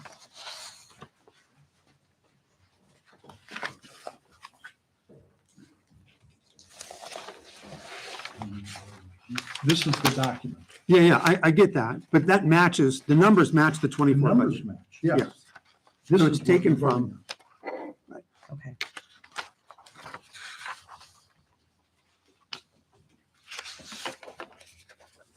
I guess my point from council's standpoint, in terms of the going forward on Pepper Pike Park, are we comfortable that we should have a planner come in first and lay that out before we start? I am comfortable with that. I am also. I don't like specifying items until we know that we want them. You know, it's one thing to have a placeholder or, on. And that's what And I that don't- 350 is a placeholder, because you're not voting on that. but if That- we that's not didn't, something but to if we didn't want that money, could we be applying it? I just wish it didn't say splash pad, because say there was another capital item that we deemed the item we want. We want to be able to focus on that. That, and that not- would be in the 25 budget when we get to that. Right now, you're not, those are projection numbers in 25. You're not voting on that today, Well, that 350. I understand. I guess I just don't like seeing it there, since we pretty much Hmm. had a nearly unanimous no on it. And if we revisited it, that would be very different. Well, when we get to the 25 budget and after your planning process that council wants, if council doesn't want a splash pad, I think then the administration would be removing from the 25 budget that line item for it. But right now, we're projecting into 25 our anticipation that we thought there ought to be a splash pad. I understand council isn't there yet, but you're not voting on that. But my problem with this and our discussion of it is that having this on here that says Pepper Pike Splash Pad, anybody who reads this from the community or elsewhere believes that this is in our projection. And we've had the discussion that it's It's really not in not. your projection, it's in the administration's projection. Okay, well, I You need to disagree with, differentiate on the, I guess between the two documents. I guess it's just hard for me to understand why the administration would project something that council had such a resounding vote no on at this time. In the future, after discussion, Well, certainly. You But can that's hate what- on us for it, but It's not hate. that's what we're it's we're not projecting. hate. It. That's our suggestion It would in our never be projected budget. Okay, and so who, this was a question that I had, who gives the input for the projects listed then? Is it just the administration, meaning Mayor and Joe? Is there a broader audience that is contributing to All the directors contribute to all of to the these? assembly of the budget by the administration, this 20 whatever page document. The whole administration works together to put that together. Mayor, what would it take? The only to thing take that you guys word are out? doing is the document that's attached here. And what I'm hearing is you want to add $50,000 to whatever line item it is. No, what we want to do is to take that word out of this. No, I'm not taking it out. Could you if you wanted to? I could, but I'm not. But you're choosing not to despite us asking and the reasons that we have given. No, that being you need to understand, listen, I'm not trying to be hard-headed about this. You have to understand what this document is, that this thing we've been going over. This is an administration document that is under our charter presented to the council. It's our obligation under the charter to present this document to council.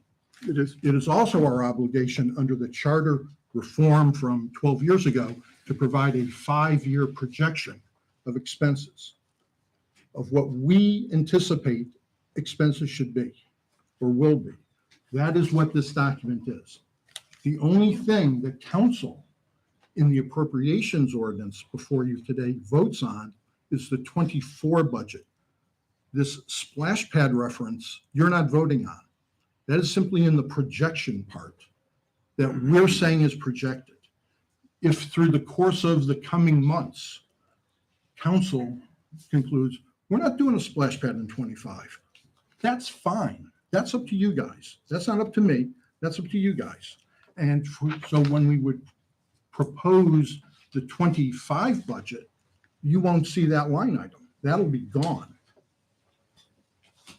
We understand. because that's a future projection. It's nothing to do with what you're voting on today. We know. But from the administration's viewpoint, that is an included item in the administration document we have promoted to council. Council doesn't adopt this document at all. This is not your document, and you're not being ascribed responsibility for this document. This is the administration's document. Okay? Dr. Huang is shaking her head. I think you understand. We all understand that. I understand. I can still Okay. disagree with the You language. can of it. you can disagree. But it's, We appreciate you giving us the opportunity to put our view on the record. yes.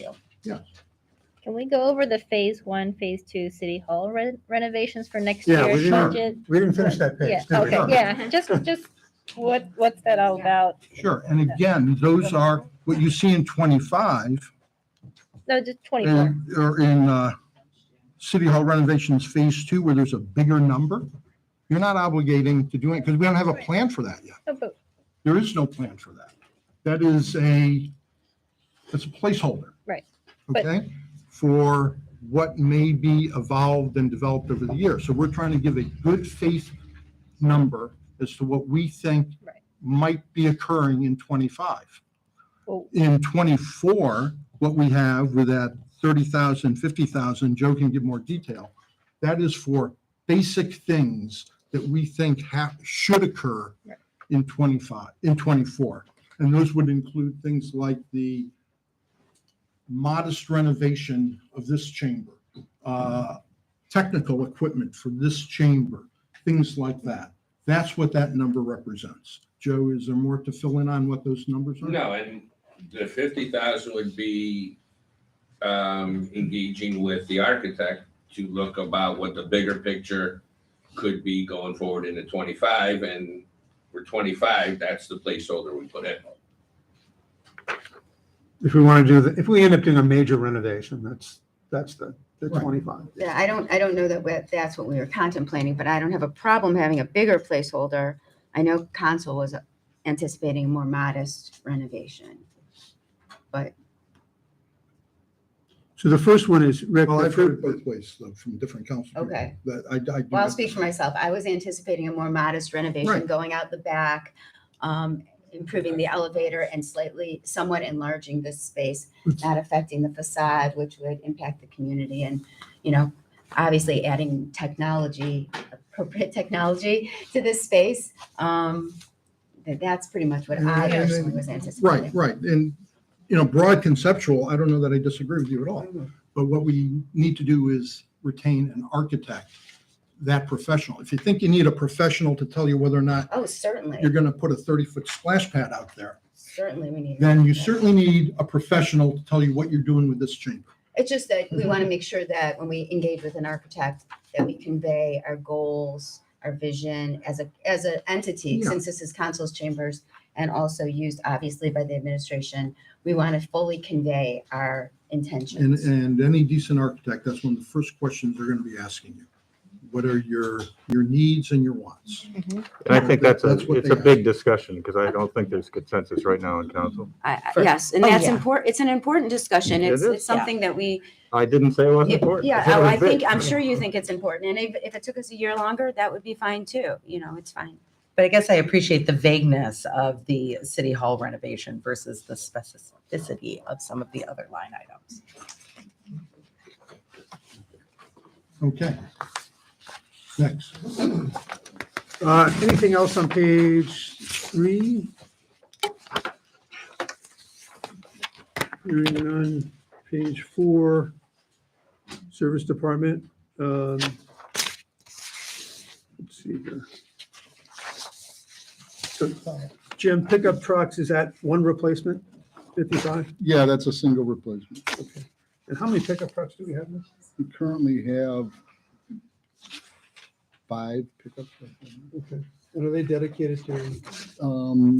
Yeah, this one would be, what we tried last time was to save a little money, buy a truck that's not so, we don't need an F-250, which is a 3/4 ton to pick up Friday special pickups. Mhm.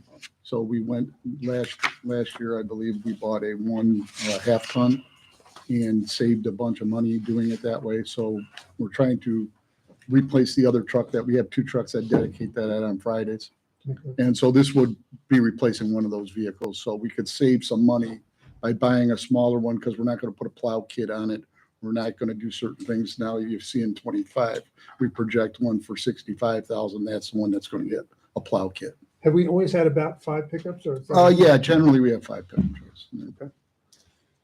And just out of curiosity, I see we start loading heavier expenditures in 26, 27, 28. Is that just because you're conservatively trying to put off some major? We're trying to guess or take an educated guess on when equipment is going to start failing. And we have most of our plow trucks are new. So they have a life expectancy, and we're just trying to get them in the rotation at the life expectancy. Tony had asked when we went through the sweeper thing to try to get an updated, to get it a lot closer. So I went through what we were looking at. So that's why you see the numbers reflecting a little higher this year. I than they- really appreciate that. That was my next question. So Yeah. I appreciate, because I know it was extra work. Yeah, I appreciate that. I didn't think, I talked to the mayor about it, and there was no reason to do it for something that we weren't replacing. Sure. But these are all the ones that are in the queue that, like I tried to get as best we can. So, and I know, it's very hard to project certain Of things, course, but at least you can sort of go based on current numbers and Yeah. some sort of inflation. So that's why we try to put some in every year, so we're not loading heavy. As one year, we're not spending 700,000 on vehicles. Kathy? Sorry, I missed something on page 3, the Chagrin Circle cameras. I think that's great. Does the chief think that we need more cameras? Is there anything we can help with, or? Chamber-wise, we'll be Well, pretty good pretty at good. this. Okay. There's also some additional ones we're considering that are different from the plate readers as well. Okay. Back to page 4, just the traffic light painting, do you guys do that internally? No, we hire a contractor to do that.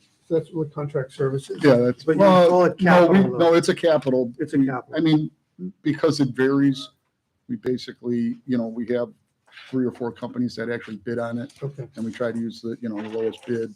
And it varies a little bit because certain years we don't do certain streets, Okay. because they hold up better. So, like Shaker being a new street, it'll have to be repainted again next year because it's going to fade due to the new asphalt.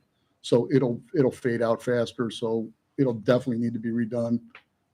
Some of them kind of get on every 2 years. We also include the parking lot in that. So we don't paint the parking lot every year. And Jim, is the tire balancer, is that a replacement?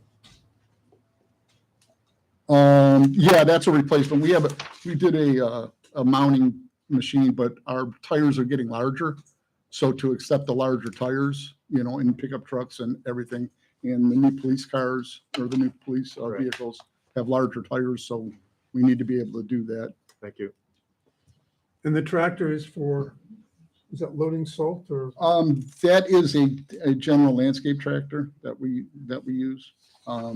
It's a 1999. So it's pretty rough. So Can you use that around here? we usually mostly, yeah, but it has grappling buckets. We use it out in areas where we don't want to take our heavier equipment into it. A skid steer does a lot of damage to property. So Okay. if we can do that with our tractor, because it has larger turf tires. Any other questions on 4? Going on to 5. I think we've talked about these already. We're going to have the sidewalk discussion a little bit later. So I think we've hit on all these on the prior page. That's fine, but the order of these could be subject to change based on Yeah. what Don comes to us with, I would assume, So of the, as far as the walkways. Like, even though Right. we're saying Lander for 2024, which apparently that's what we're voting on, that is subject to change within those other walkways. Now, you're voting on a number. You're Okay, Not voting on a project. You're voting Gotcha. on a number. So the only challenge is the numbers for each phase are different. right. I guess we would just put forward the unused dollars to the next year if we would be moving Which- things around. Right. Shuffle. Any spend of this magnitude, while the general appropriation is in the budget, to construct anything of this cost requires council's approval of a contract. So the appropriations there, it's within the budget, but the actual spend cannot occur without the consent and vote of council. So Joe, that's- on this page, the connection grants, that is the grant to help offset connection costs. Can you remind me what that? From the house to the connection, Okay, the $5,000 grants that we had. that was part of the overall grant. Some of it was dedicated to that. Right. Yes. Okay. People go, they have their connection done, they show proof that the invoice has been paid in full, copy of canceled check, Okay, Don verifies the connection has happened through the county, and they get 5,000 back, up to 5,000 back. and that's the fund where that's coming from, then it's coming out of that bucket. Yeah, because it all ties to that same capital project. Right. And Don, anything pavement maintenance, anything unusual about that budget for next year? Is it kind of the routine, Yeah, it's picking routine, 4 or 5 streets and, and it's coordinated with the other projects that we have going on. So okay. pretty straightforward. But they're kind of on the schedule, no surprise in terms of, Yes. yeah, okay.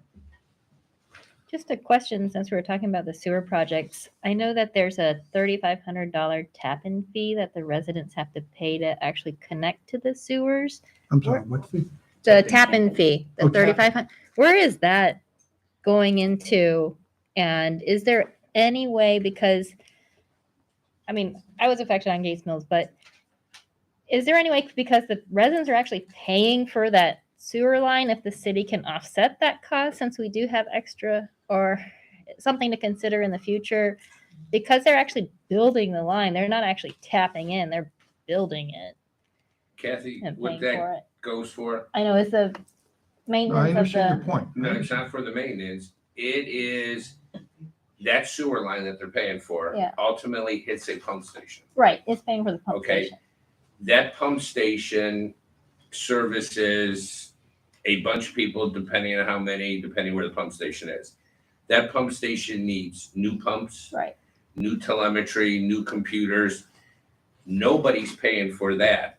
But- So that $3,500 goes to the city. And how we've constructed it is 1/10 for 10 years through the county, and they're gonna collect it through the real estate. And no interest. But if we had a pump that went out on an existing one, let's say the Kersdale pump station, and it's 200 grand, the city's paying for that now. Right. But it's, because some cities, when they build these new sewer lines, they waive that tap in fee for their residents because they're having, I mean, I've heard of costs around $30,000 to $40,000 for some residents to actually build their lateral to the sewer line, plus the assessment. If there's any way, because we do have some excess in our budget, if we could consider it. But historically, the residents have paid that, and I think it would be I unfair. know, but we're doing a lot of sewer building and, Well, you know. it just- I wish Tony was here. I know he had in a public meeting at one point it's referenced just a some lot of ideas money. about helping at least people who had need. Yeah. And I don't want to speak on his behalf. I know he touched on it some months ago, you know, about helping, now this was helping Right. specific residents. And I think that's something we should look at. But he's not here and it's his idea, so we'll Yeah. have to wait Okay. till he can tell I was us. just, because we were talking about it, I thought, Yeah. if there's any way in our budget, because we have some money wiggle room, if when we're doing these projects, if we could consider maybe offsetting some of the costs to the residents, because it's a lot of money, and $3,500 doesn't seem like a lot, but when you add it to another 30 plus another 12, it's a lot of money for people to pay all at once. Sure, and I know he talked about that at least as to specific residents who would have more of a challenge. Right. I don't, you know, and I don't want to speak on his behalf, but I know he had some thoughts on that, so. But Kathy, that has no relationship to this budget. No. No, I know, I just bring it up. And, no, I mean, conceptually, Conceptually, I it understand the idea, but If we could that build has it no into the budget, relationship to the budget. but if we could build it into the budget, You wouldn't build it in, No. you just wouldn't collect the money, okay, and we would still do the pumps as we do the pumps. okay. But the purpose of this main budget is to determine the appropriations or expenditures, and that 35 doesn't relate to expenditures. Listen, I think that the concern that Dr. Wong raises is, you know, legitimate. These are, I don't know if it's always solvable.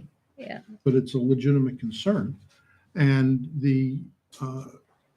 when we did phase one of Shaker Boulevard, when our bid costs came back, you know, significantly higher than was anticipated, you know, at our urging, and I'm glad the council went along with it, we urged that the city absorb part of the greater expense for the construction costs to try to keep the assessment, you know, level to where we had projected it for the residents. And I think that was really important. That was additional money that the city absorbed. And I think it's always a conversation we can have as to what the city can or should absorb on these ongoing projects so that it is, you know, affordable by people, fair to the others who have gone before, who've already paid money into And projects are paying money. and continue to pay. So it's not a, let's pay our $15 million reserve and just take care of this project and be done, because then you have nothing in the future. It's really a very long-term horizon you have to look at. And I think it's, like I said, it's quite a legitimate conversation to have. And where you end up is really a we have to have the conversation, know where we end up. Well, I think council touched, I know I mentioned it, and I think at least one other person mentioned it earlier when we referenced the Sugar part two, you know, referencing that we did put in the $1 million, and we were really, I know I was really trying to understand if we were going to come in high for the residents.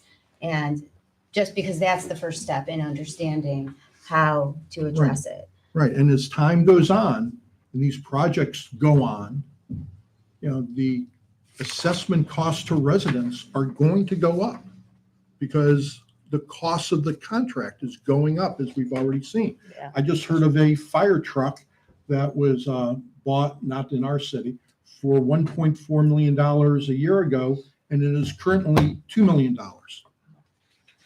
So costs are accelerating in a lot of different areas.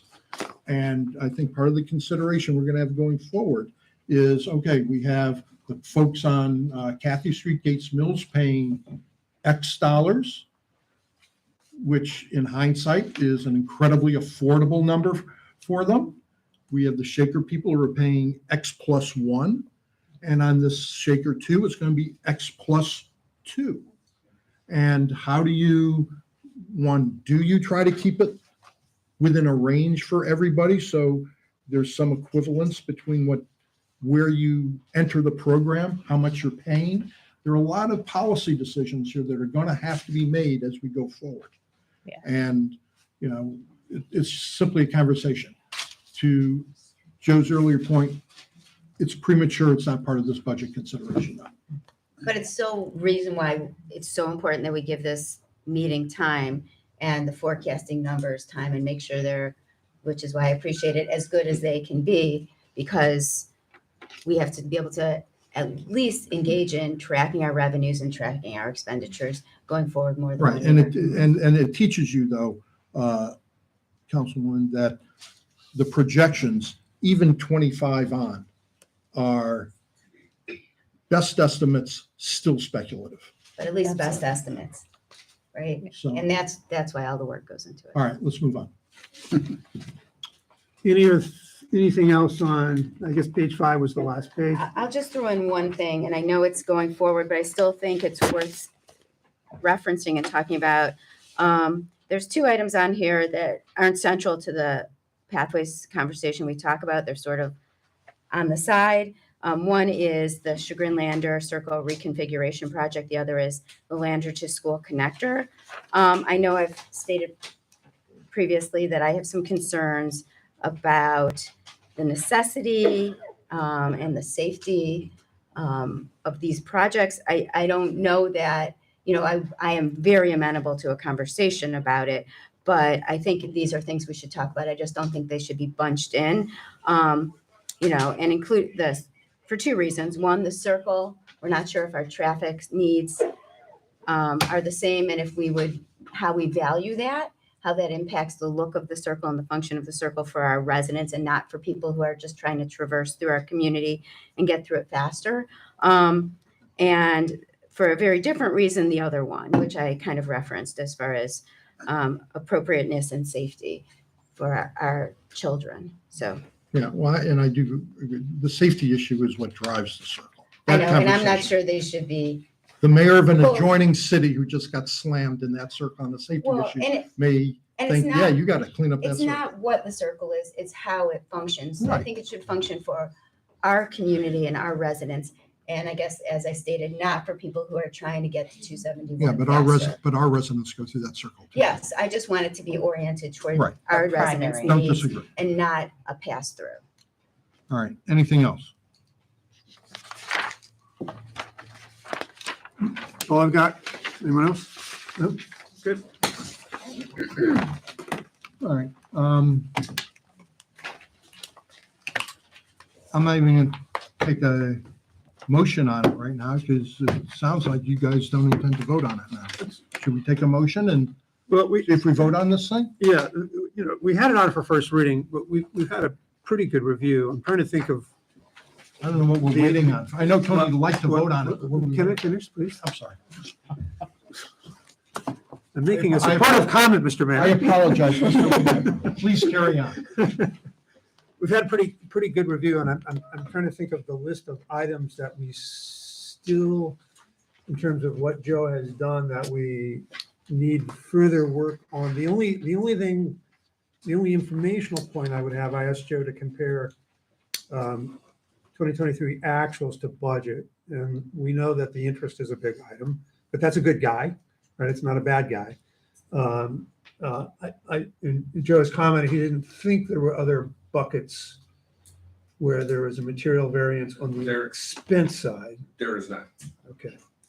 So I'm open to, it's on for first reading, so I generally don't like first readings. I like more readings. But I guess the question is, do we have enough information to move this forward now? Or do we rather wait? I share the mayor's concern about bodies in the room on the 20th, is it 20th and the 27th? Certainly the Yeah. 27th. Yeah, And, we've already had some brief discussion about having to reset the third. and I'm open to having a special meeting. Yeah. If we need it. I'm absolutely open to doing that. Another special meeting like we're having today to, I think the business, so. question is always for what purpose, as opposed to voting for today.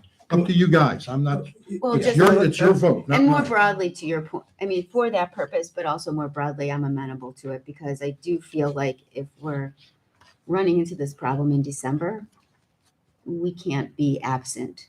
We have to be able to act in December. I mean, I'm largely here, but that doesn't help. So if we need another meeting for this purpose or otherwise, I am very amenable to that. So is there another, okay, you guys, I'm fine with it. Emmy? You want to make a motion to suspend? Well, you have a view, Emmy? I mean, is there a data point, and I'm very open-minded to not doing it today. If there's data we need that are open, or that are missing, and the one point that I really would like is that year-over-year comparison year to date. That's, in my mind, that's the material data item that I'm missing today. At least the income taxes would be a good guy on total revenue, so that would flow positively. And the only other thing I was concerned about is on the expense side, if there's a big $200,000 miss, I'd love to know that from a. No, I mean, your biggest changes in the expense side is on the capital items. Hmm. Off the top of my head, I think for the 23 budget, we budgeted for the diesel, the exhaust, and we moved that to this year. Hmm. So that's just money that's not gonna be spent. Hmm. But capital, you gotta look at differently. Yeah. I mean, even if you budgeted 10 items this year and you moved them all to next year. Yeah. In a 2-year period, they're gonna shake themselves out. Yeah, understood, Yeah. understood. I'm just, if there's no other bucket that's a big variance. That That's you're- correct. You're confident that we're not missing a year-over-year thing that is No. And you're gonna confident in surprise the- us later, right? That's And the what I- revenue too. Because that's exactly where I have just a slight pause is that we're not working off of 23 actuals, we're working off of 22 actuals. So as long as you're very confident in Well, I'm confident, revenue. and also to the mayor's point that he made earlier, you don't approve revenue. I know, but So but we're here talking about what it. they asked today is, as we went through the budget, mainly, talking about revenue, but mainly focusing on the expenditures because they tied to the appropriation ordinance. If you're comfortable with the expenditures and appropriation ordinance as submitted, you would pass the But we would appropriation. never appropriate if we didn't have a projection of revenue because that would be, Right. inappropriate. Right, but this is a very conservative, your So as long revenue as, question that's why I really asked floats it the, up, right? that's why I posed the And if question. you wanted to add another $5 million expenditure later, we could amend the budget or not amend the appropriation ordinance. And is it possible that if we vote on this today and you discovered something before the end of the year and then in a future meeting, we could schedule a special meeting to change that if we had to do that? Or how long would it take for Joe to get us that information? Could we just have a special meeting on the 13th? That What if But people are sick? You might not have this great of a quorum. Yeah, That's the risk you I'm run. not sure. Mr. Byron was supposed to be, it's hopefully not, but the clerk makes a good point in my ear. Mr. Byron was supposed to be here today, and last night forewarned me that he was really sick, called me at 6:30 this morning, says he can't be here. We don't know what's going to happen among any of us as this month progresses. I'm not just trying to be, raise false flags here. It's a concern. No one knows if there are not practical information, if the question, which is a fair question, that Jim and Melanie raised, is, well, how much higher will be the revenue? It's fair you deserve to know that, certainly, But the question is the revenue reasonably projected and the expenditures stated here, do they balance out so that this appropriation can be acted on? And yes, we can amend things. To your questions, we can always amend things. And to that point, with the true, having the actual Jim, like you were talking, those are gonna be October numbers. Yeah, it's 2 months off, I get it. Right, But- and, I mean, But if there's a- things can still happen. Sure, but if there's I don't There expect is this, nothing Joe. jumping out. Yeah, I don't expect that, Joe, but if we see a Right. trend line that says, oh, wow, we really should have appropriated X. So so I guess I'm okay going forward, absent, because I think that's the only material data point that I really want. Well, If you- and if you can just go ahead and do that Yeah. and send it to And the us. comfortability you have is right now, the 24 budget is projected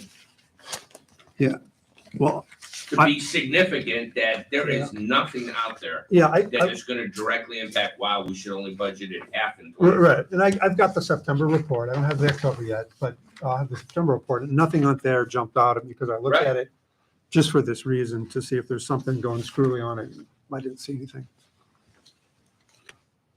So what's your pleasure, Council? Yeah, I'll support the motion to, Suspend first. Do you want to move the for suspension? the ordinance making appropriations for the current expenditure of the city of Pepper Pike for the period ended December 31st, 2024. I'll make that motion. We have to We have suspend to suspend first. the rules. Suspend? Do we need to Yeah. suspend? I'll move Yeah, to Yeah, because it's suspend. first reading. So you'll move to I'll move to suspend? suspend. Okay. Second, Do you, roll call, please. Mr. Knoll, Yes. Ms. Zajac, Yes. Ms. Weltman, Yes. Mr. Lemay, yes. Dr. Wong. Yes. Before we get to the motion to adopt, was there an amendment that we were going to make to this to add $50,000 to place? So we, It'd be Yeah. easier to do it now Do than, you wanna do that? Yeah, why not? so we want a motion to amend? well, I will- we haven't moved it in yet, so Joe's just. I will add, and then next week, you'll get a new, attachment. Yeah. But at the bottom of it, where it shows the 10,474,000, Mhm. I'll add 50,000 to that number. Okay. So we don't have to amend anything. That's what you're voting on. And, Three. all right, so now, subject, with that in mind, we need a motion to adopt So moved. the ordinance. Second. Any further discussion? Hearing none, roll call, please. Mr. Knoll, Yes. Ms. Zajac, Yes. Ms. Weltman. Yes. Mr. Lemay, Yes. Dr. Wong. Yes. Thank you, council. Let me find mine. Your agenda. I didn't know. Here's one. We're already out of order. Well, we've moved, 6 and 7 were moved, or 6 was moved up. So we're done with 6. And then we have the third ordinances 20. Yeah, I'm going to move 2 and 3 to the bottom because those are going to be on for first reading, so we can move right through those. 14 is on second reading, and we have the Wickert insurance. Why don't we do, why don't we have the discussion about 7 right now? The discussion, Okay. potential motion. We're going to move to 7 now, since we've passed the appropriation. Let's have the conversation about 7 and see where we are. So what this would do, council, is authorize Don to begin with respect to the process issues that Mr. Lemay brought up last time, to address most of those issues other than aesthetic ones. Are you going to tint it or not? Which is way down the line. For Don to initiate and be able to address even what side of the street does it go on? He has to begin his work. And what streets he begins his work on is, an issue. It was my impression, and it's why I promoted it the first time in the edition that you saw earlier in this agenda. I thought we had, as a body, basically concluded that Lander was the logical first step for these, and we can have more discussion about that. I'm not trying to cut it off from you, but that's why you saw the word Lander in other places. But Don has to begin, and whether or not you want to authorize Don to design everything all at once, I thought it made more sense for him to start a little smaller than that personally, and why we were suggesting Lander Road as the first. Mayor, it Which makes is- sense that we, I think, decide on which road is first, because as I understand it, and Don, I'll ask you this question, how important is that particular part of this formula? As far as, As far as starting to move forward. well, I mean, if we're trying to design all of it at the same time, it's a big undertaking, and I don't think it's typically, you wouldn't do it that way. You'd break it up into street by street and Right. be able to manage it that way. To me, the argument for Lander Road as being the first one, from a traffic and safety standpoint, it's the highest volume of the three streets in terms of the number of vehicles. So there's that sort of just basic arithmetic. Lander also basically bisects the entire town, and it also connects to your central business district. So your destination, somebody wanting to go grocery shopping or get a cup of coffee, or you go to Heinz or whatever they're doing, the walk would actually have a designated destination that we know drives a lot of traffic volume. So you're trying to pick a logical endpoint for it. It would tie to the Gates Mills path, and it also bisects each of the other streets that potentially would eventually have walks on them as well. So it's sort of the logical first step for those reasons. And on top of it, the right of way is wider than, say, Shaker, which might be my second choice. So it might be a little bit quicker to get it done on Lander than Shaker, which might, from a design standpoint, be a little more challenging. That's why I would. To me, it's kind of an obvious choice, but I understand there's the other two streets are, it's up for grabs, so Yeah. to me, Lander checks a lot more boxes than the other two. Well, and When I I- may could just kind of add to this, that if Shaker has been through so much, the people on Shaker have been through so much, I'm not Yeah. sure we want to move that up in the, But I think for design process, like I'm curious, as we have not yet determined, or you rather have not yet determined side of the road.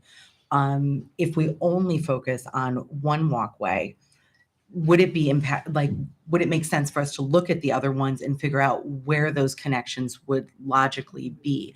Even if the full design wasn't there, that we know, on the north side of Shaker or the east side of Lander, this is where that's going to happen. Right. I'm also curious, like cost wise, us breaking up the design process, is there a benefit there, or us just delving into the whole thing and having, would it be better for us budgeting and planning to truly have that plan in place, that we know what utilities are there, we know what we're designing around and stuff. So I'm a little bit more inclined to a larger plan, just so that we know and the community is prepared to know what the future will bring with these projects.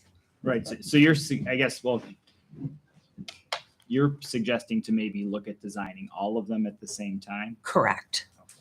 Well, I think your first point was a really good one about trying to anticipate where the walks are going to go on the other ones. So I think as we approach those intersections, we want to make sure that however it gets designed, that it's got the flexibility to incorporate either the north or the south, which is a great point. You really want to make sure that you not painted yourself into a corner on the layout or have to tear something out. Right. But I think you could do that, which is a really good point. And I think you could also not necessarily design the whole thing. Things change, there might be something else that transpires that drives the priority a little bit differently. And so even if you built it over, say, each year you do a section, and that's the logical progression. There might be some reason why you switch which section you do. Dominion might have a huge gas line project that they need to do on one of the roads. You're like, Oh, let's don't hold jinx off. I know, well, these I'm things- kidding. could be Cleveland Water. There was another water main break somewhere recently. You know, like there are things that happen that sometimes might drive it. And even the argument on Shaker, I think not only to give the people on Shaker a little bit of a break, there's going to be people having a lot of contractors do work on their front lawn essentially. And for us to have another activity going on, competing for some of that space and where the equipment's being parked and who dumped a load of concrete and all that kind of stuff. So I would probably want to hold off on Shaker next year anyway. But again, like even just like side of the street, no, like I'm not an engineer, nor do I pretend to be. However, I think that knowing the plan, say something does happen, that Dominion does need to tear up something, is that then our next logical step, because we have a plan in place and we know where we're going, that we would be maybe changing our order, that we could be a little bit more nimble with our plans. Yeah, well, So, go ahead. Sorry, you're gonna say something. So it's just, so that, the first issue I had on my process point was picking the street. And does anyone have an argument for other than Lander that we should put on the table here? No, I agree with you that we had to have that conversation and we really, Yeah. it had been touched on very vaguely, but we have never had that conversation. And I believe in that we have to have it. I'm sorry that Tony, for example, couldn't be here, even though I'm sure he would probably agree. It's just appropriate that we're here and have that conversation. So I do agree with you. I can't come up with a compelling argument that it's other than Lander for all the reasons Don stated. That it just seems to me that's the best starting place for this. And my next, I'm a little bit of the side of you and me on this. My next question in my process was, well, how much of the street? And do we want to tackle in year one? Part of it is we have the trail next summer, that's going to go. Mhm. And we have this, there's going to be a lot going on from a design standpoint. And I've had numerous conversations with Don. He keeps telling me how simple this is. It's simple compared to putting sewers on Shaker. I got that. Sure. But it's also very visible. And so a big driver for me is the aesthetic concerns of this. I don't find the orange sidewalks attractive because of their color and design. I want to make these so they really blend in, and we're all proud of how that looks, and it just is not obtrusive, if you will. So, and when Don and I talked on a number of occasions, his design is going to be pretty damn detailed from the aesthetics, right? You're going to show it's going to gentle curve here. We're going to take down this tree here. We're going to crosswalk over here. I mean, It's detailed. I mean, we have to detail the whole thing out, and it's not like we hire a contractor and say, well, fit it in here somewhere. It's very specific. which may have been done in other cities, actually. Sometimes it's. Well, and I but think so- the aesthetic piece is Oh, top priority. It's critically, just as the Gates Mill Trail, I think all of us want to be, elbow deep in understanding the design choices we made. So it's there forever. We want to make it look great and just fit into the community and not like, oh. So that's very important. The other concern I have is in terms of the segment is, in my mind's eye, when I've done house renovations and then you think it's going to look like X and then it's actually built like, wow, I didn't think it'd come out like that. This is not a house renovation. It's nothing so complicated as that, Don. I get it. He's told me that like 100 times. So, which is fine. But the question I would have is, do we want to pick a segment of Lander in phase 1, phase 2, a big segment, to look at it as built so we could take corrective action if we figured out that, wow, it's more obtrusive, or I wish I would have moved it a little further from the street or closer to the street, or I wish we'd made those curves more, I don't know. There's not a lot of variables done. There's maybe 3 or 4 that you could. And when we talked, Don said, I'm going to bring you design. And there's some things, I mean, if you're going around a bridge post, there's just no choice. You're going around the bridge post. But there are some areas where there are some modest choices, at least, to be made about how it looks from the design wise. And of course, we talked about the tenting issue, which I really want to pursue. There's some driveways in my neighborhood. They tinted them gray. They look so great. They're not bright white blinding. And they kind of blend in. I realize there's extra cost and issues with that, but that's a design point too. So my question is whether we want to pick a big chunk of Lander, maybe not all of Lander, to do this so that if we can, it's going to look good, but if we can make it look great by making an adjustment to it, I would want to think about that before, because once it's in, it's in. There's no. I'm in agreement with you. I think there's a big difference. There could be a big impact. It's a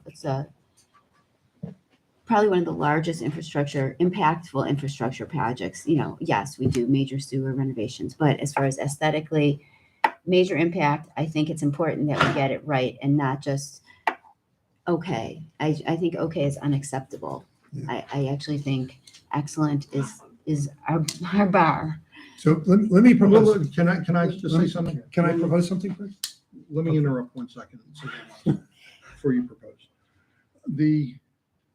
I totally hear what you're saying, that of course, we all want aesthetically this thing to be excellent, not okay. We're also talking about, there's a limited bandwidth other than the color of it and whatever curves are necessary to go around the bridge or whatever. There's a limited menu of what we can affect as to what a sidewalk is. Agreed. However, So let me finish. Okay. Just let me finish. You know, it's going to be set.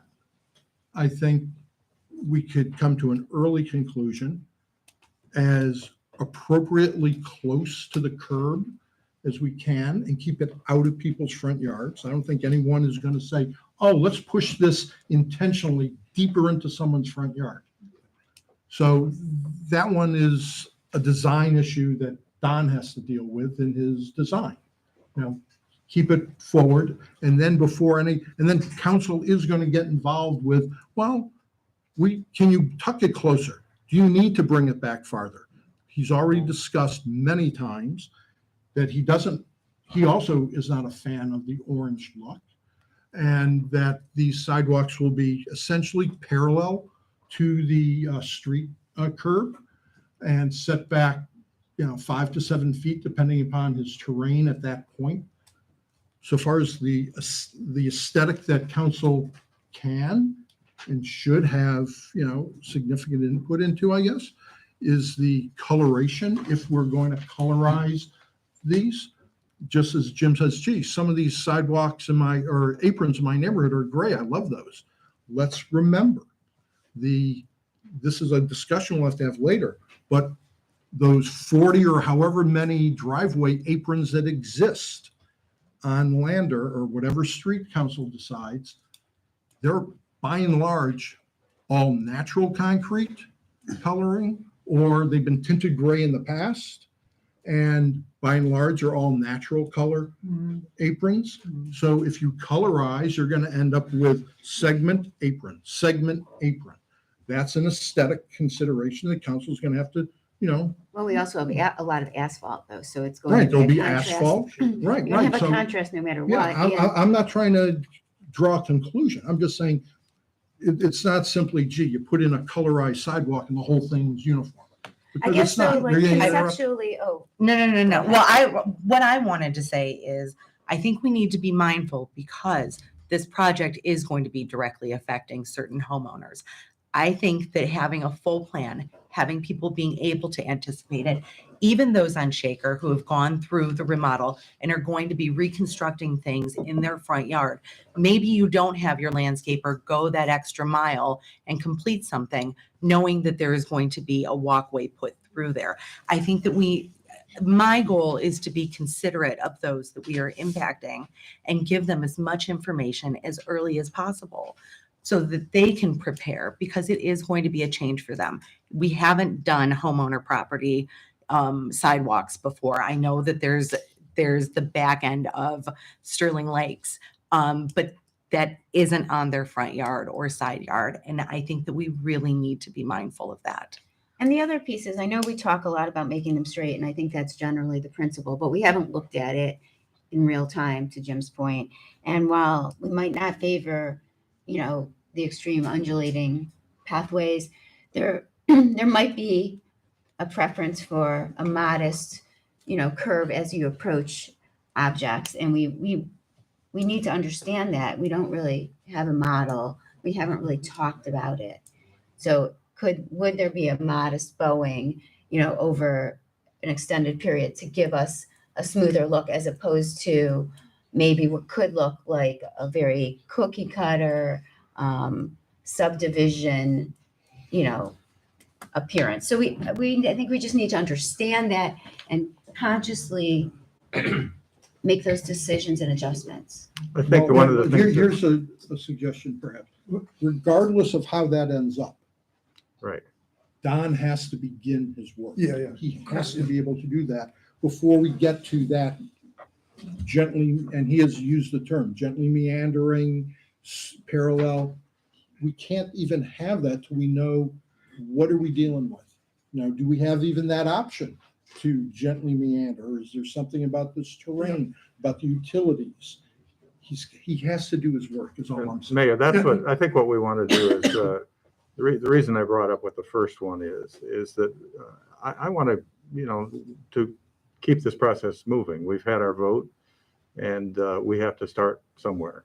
And I agree with you that all those concerns are legitimate and we all want that as well.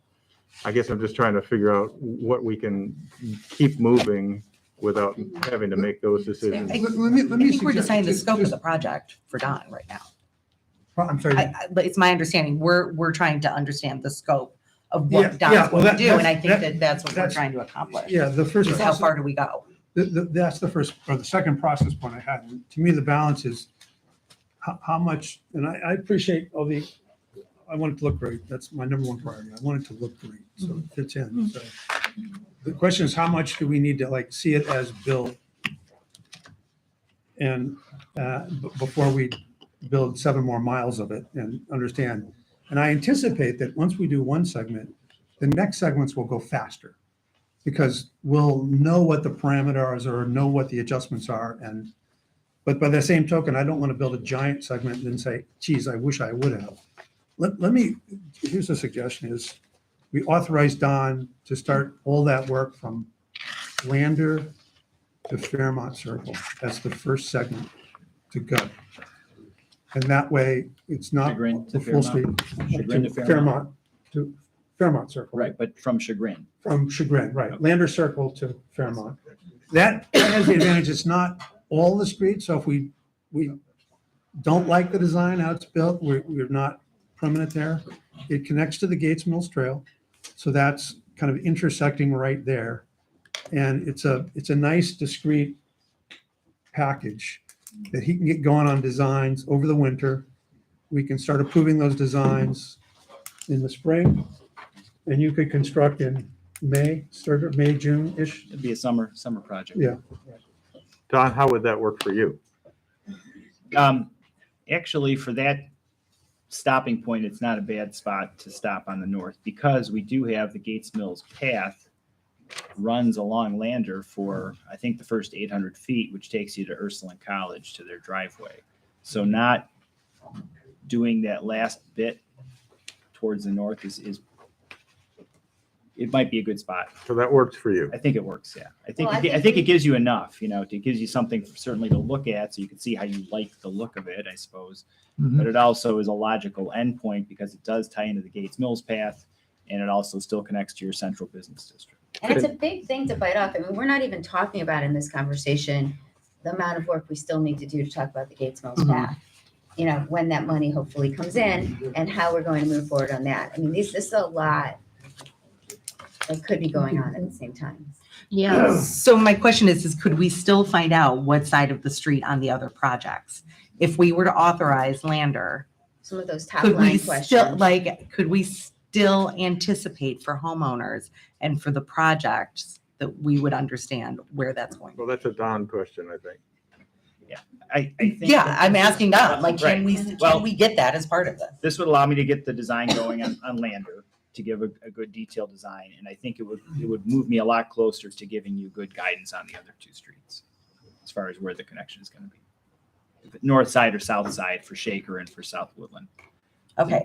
Until to definitively say until I start to do the survey work on South Woodland Road, it's hard to say 100% for sure, but I think I could give a lot better guidance. at that Okay. point. So Don, just kind of, I'm breaking, assuming we do that just for a second here. The side of the street question is on Lander, and obviously it was very controversial in the survey, the support dropped way down, and so we need to be extremely transparent on the criteria we use to pick that. So my question is, do you need to go through all your work and specifications to reach that conclusion, or is there some point at which you have enough data to say, here's my preferred side? Yeah, for us, without boring you too much with the engineering, a lot of what we do is existing conditions. Figuring out where it goes after you have really good existing conditions data is a smaller part of the actual work. So once we have good existing conditions information, we can make logical design choices. Like, let's say we put it on the west side of the street. We find out that there's a lot of grading and drainage issues that are going to cost substantial amounts of money to do it on the west side of the street, or maybe I'm hitting more drive aprons on the west side of the street, just for instance. And I don't know that that's the case, but versus the other side. Yeah. Or if there's a sight distance or a safety issue. We never broke up. I've rarely had dance music accompany Stop pulling your phone. I've not done it. It's one of my other sisters. But for me, the sight distance, safety issues are incredibly important. Aesthetics obviously important, and also cost. So you have to kind of juggle all three of those things. So just for council, just one thought I had on all that is that you'll have, I mean, are you able to put like a grid that says safety is 80% of my, or 30%, and cost is this, and here's Everyone, please silence your cell phones. But my point to council is we may want to make trade-offs on cost. So if we like the aesthetics on one side or whatever features, but it's going to cost more, we may say that's okay with us because it adds other benefits. Right. Yeah. So you values can, there. you can break out of your calculation. Yeah. So For me, the biggest concern has to be safety. Safety, right. So that drives some decisions that might aesthetically be something that you just don't like. Right. And I can't sometimes overcome those Right. hurdles. But there are other areas where it could be a choice. Hey, this is going to cost a little bit more, but you like the look of it better. Right. And it's not a safety consideration one way or the other. Got it. So I those think are that's things what- that we can That's what we'd give. like Yeah, to look right, at. right, If it's a So little bit what- more expensive and it looks a lot better. right.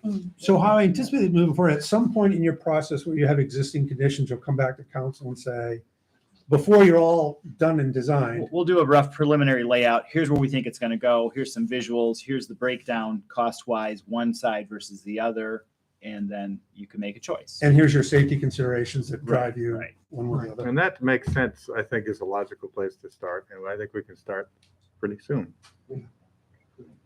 Okay. Could we have any more? So let's, Dr. Wong, you want to say something? Do we need to think about the Chagrin Circle too at the same time, or no? I think That's that's, definitely separate separate. that's Okay. next project, Okay. yeah. Don, could you weigh in on that? Because that's something you've been dealing with for some time. Well, as far as the walk portion, I think you just bring the walk to the edge of your commercial property, and that's where you For now. because it is a huge issue. Obviously, there's the aesthetic, and there's safety, and then there's property issues. Who owns which access points? Who's going to be upset about losing an access point on the circle? It's challenging, and there's a lot. There's real estate issues essentially out there. So, I think it's appropriate to not tie it into this, other than hey, we're going to be coming in on one side or the other, just to the north of it, and then having to address it because you do have an pedestrian access issue right now. Whether you like it or not, people will run across certain portions of that roadway, and it's very dangerous. So at some point, we have to acknowledge it and find a safe way to do that. But I think it's important that we do it, I said it earlier, in terms of what benefits the residents. So if we're focusing on walkability, Right. there could be a different assessment based on moving traffic. And that was my concern with one of the earlier designs, that maybe it was more heavily on, it did both, but more heavily on moving traffic for people who are trying to get to the freeway. And I think maybe the priority should be more turned toward, you know, the safety and aesthetic for our community. That's the challenge for us is there's a lot of uses competing for that space. Cars, buses, cyclists, pedestrians. So they're all competing for the space, and to find a way to share it usually means that the cars have to give up something, either going slower or a little bit more of a maneuver to get through something Yeah. to calm traffic so that some of the balance gets Sure, restored back absolutely. to pedestrians, back to, cyclists and so forth. Yeah, That's the game plan. just not to efficiently move the traffic. Right, though, right. Is my, It's a balance, right? And the balance for a long time was always ramp as much traffic through as you yeah, can. yeah, that's Right. that's generally the thought. Right. I don't think that's necessarily an interest of our community. Right. It might be in the interest of people who are coming from elsewhere and want to cut through. Yeah. But we have to consider that, but I don't think it should be as high on the list as maybe in many years past was. All right, so I'll go ahead and make the motion to authorize city engineer to prepare plans and specifications for Lander Road from Chagrin Road to Fairmont Road. Is that specific enough, Don? For the recreational trails. I will second that. Any further discussion? Roll call, please. One second, let me finish it. Okay. Mr. Knoll? Yes. Ms. Atrox? Yes. Ms. Weltman? Yes. Mr. Lemay? Yes, Dr. Wall? Yes. okay, great. We will get underway. That is wonderful. Thank you.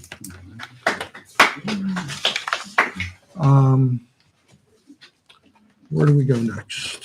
Next, let's get our, We've done the first things. Liquor? We skipped all the first things. let's get our insurance taken care of. We're gonna look to council for a motion to enter into a contract with Wickard Insurance for the 23-24 general liability and property insurance policy. Joe has provided also a premium comparison for you. We're looking for a motion and any discussion you wish to have about this. Joe, you want to say anything? Well, I provided the breakdown of the various components. I mean, the biggest change is Hudson Law is no longer in the business of law enforcement liability. And in checking around, Selective had the most competitive price for that, but there is a $4,000 jump there.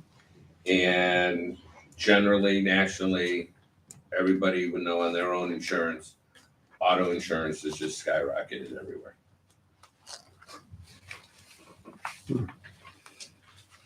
Any questions to Joe? A few questions, Joe. So remember, so Wickard is our broker, Mhm. right? And we've had them for 2 or 3 years. I can't remember. When did we get We've them? had them for far more than that. Or more than that. Okay. There was Wickard here way back when. Then there was another broker, and then Wickard came back in 15. Okay, it's been that long. And there's some point recently where we did look at other brokers. I haven't. No, we No, looked at other haven't. insurance. Okay. But, We're looking at potentially doing a full-blown, a Travelers versus Selective for next year. mhm. In terms of the broker or, Doing the ultimate insurance carrier. okay. So they don't bid out different insurance. I thought you said do. they did bid out. They Okay, do. they did. They Okay. do. Wickard does that for us. Right, Yes. but to do a full-blown requires a lot more work. You don't do that every year. We did it for the 2020 year. Hmm. So we're looking at doing it for next year. Yeah. But when you look at some of how these numbers have changed from 2020, some of them have been very reasonable. There's an experience in Moreland. A couple years ago, Moreland decided to go away from Selective because Travelers gave them a phenomenal price to get them in the door. 2 years later, Travelers jacked up their price. Hmm. They ended up going back to Selective for the same price that they could have got 2 years prior. Hmm. So, I mean, that's the games that these insurance Sure. play. Travelers, because Wickard has so much municipal clients, Wickard knows that Travelers can do better and does better with large municipalities. Mm. Selective does better with smaller municipalities. And in our experience in dealing with Selective on various issues that have come across over the last 5-6 years, we're extremely pleased with their work. And in terms of a broker competitive with Wickard, who would it be if there was one? There's not really much play. I mean, it's Between not like brokers? Wickard's making $30,000 off this deal. Yeah. You know, I mean, they're making less than 10 probably off the deal. I just know from my background experience, it's just every 3 or 4 years, we would shop the broker position just to see who else was out there and who kind of became prominent in the space and was more aggressive. So, Yeah, one of the problems with it, I totally agree with you, particularly, and we've done this in the health coverage area. We've switched brokers and things like that. In the general property and liability arena, it's such a skinny thing, and there are only so many underwriters for it, that if we go from Wickard to, ABC broker, he's talking to the same, Selective and Travelers, and Selective and Travelers, no, well, we already write for Pepper Pike. And do they do a favor for that broker that year maybe and save us, a couple $1,000? And then the next year they're right back where they were. Is a really, worth poisoning a very productive relationship that we have with the broker. yeah, I'm not suggesting we need to do this every year, but it's been my experience that brokers tend to align themselves with certain carriers, and they go back to the same carrier year, and just because they have a relationship, and sometimes you switch brokers and you find out that, wow, the next broker has I a, totally get that. yeah. I get that. Joe, you want to? You don't see an alternative to Wickard that's. would Well, be- no, I don't, yeah, that would be beneficial, because if we did, we would have already presented it. Yeah. To be honest with you. To the mayor's point, as far as healthcare, the reason we did that is because the other one did have a different access to a different network that another one didn't have. Mhm. In here, that's not gonna come into play. It's not the case. you Yeah, know? it's more, and I don't want to believe it. It just seems that very often brokers fall in love with a certain carrier and they keep going back, and you're maybe not getting the best deal. No, and like I said, looking at it next year, I mean, we'd have started much earlier and it would be a lot more detailed. Yeah. But a full-blown Travelers is, Selective has 95% of what they need to give us a quote. Yeah. A Travelers, we would have to start with scratch, and they Sure. would give a I know. quote. It's painful. I get it. And like I said, Moreland was a perfect experience. Yeah. A Travelers wanted Moreland's business, so they came in low. And then 2 years down the line, they jacked it right back up, and they ended up going right back to Selective. I'm good with this. Just a question, for planning for the future, with the additional walkways, will we need to increase any of the insurance anywhere coverage? For what? Just umbrella insurance for accidents or anything on the walkways? on the- No, No. some of these are property insurance numbers are actually going to go down because we've had a budget for, some automobiles that are currently in our Yeah, right now, catalog, to but the they're going to mayor's be point- moving off pretty soon. I mean, this number will come down slightly. Right now, we're insuring a double set of police vehicles because we're ramping up with the new police vehicles that we purchased this year. But until they're fully blown and in service, we have to insure the ones that are gonna be going out of service. As soon as they're up and running, early next year, we'll be looking to go down by eliminating Okay. 3 or 4 vehicles. Okay. So, and just to recap, they are gonna shop the carrier though. Guys are gonna shop the carrier next year, right? Yeah, I just said Okay, that. well, I'm just making sure, because I do it every year. Okay. Okay. Anything else? All right, do we have a motion then to enter into the contract with Wicked? So moved. Second. Roll call, please. Mr. Newell? Yes. Ms. Acushnet? Yes. Ms. Weltman? Yes. Mr. Lemay? Yes. Dr. Wong? Yes. We're moving through it. Let's get back to the second reading of the earned income tax changes to the our code.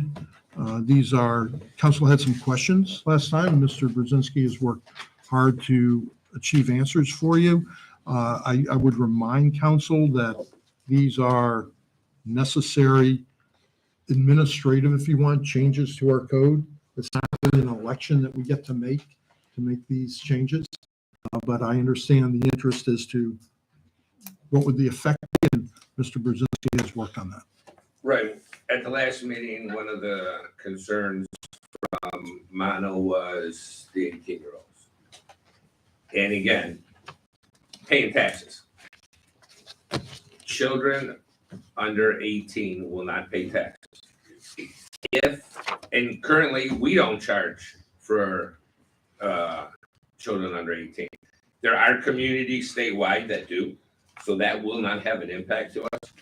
But if there's an employer out there that for whatever reason withholds money from a minor, that person would file a refund request through Rita.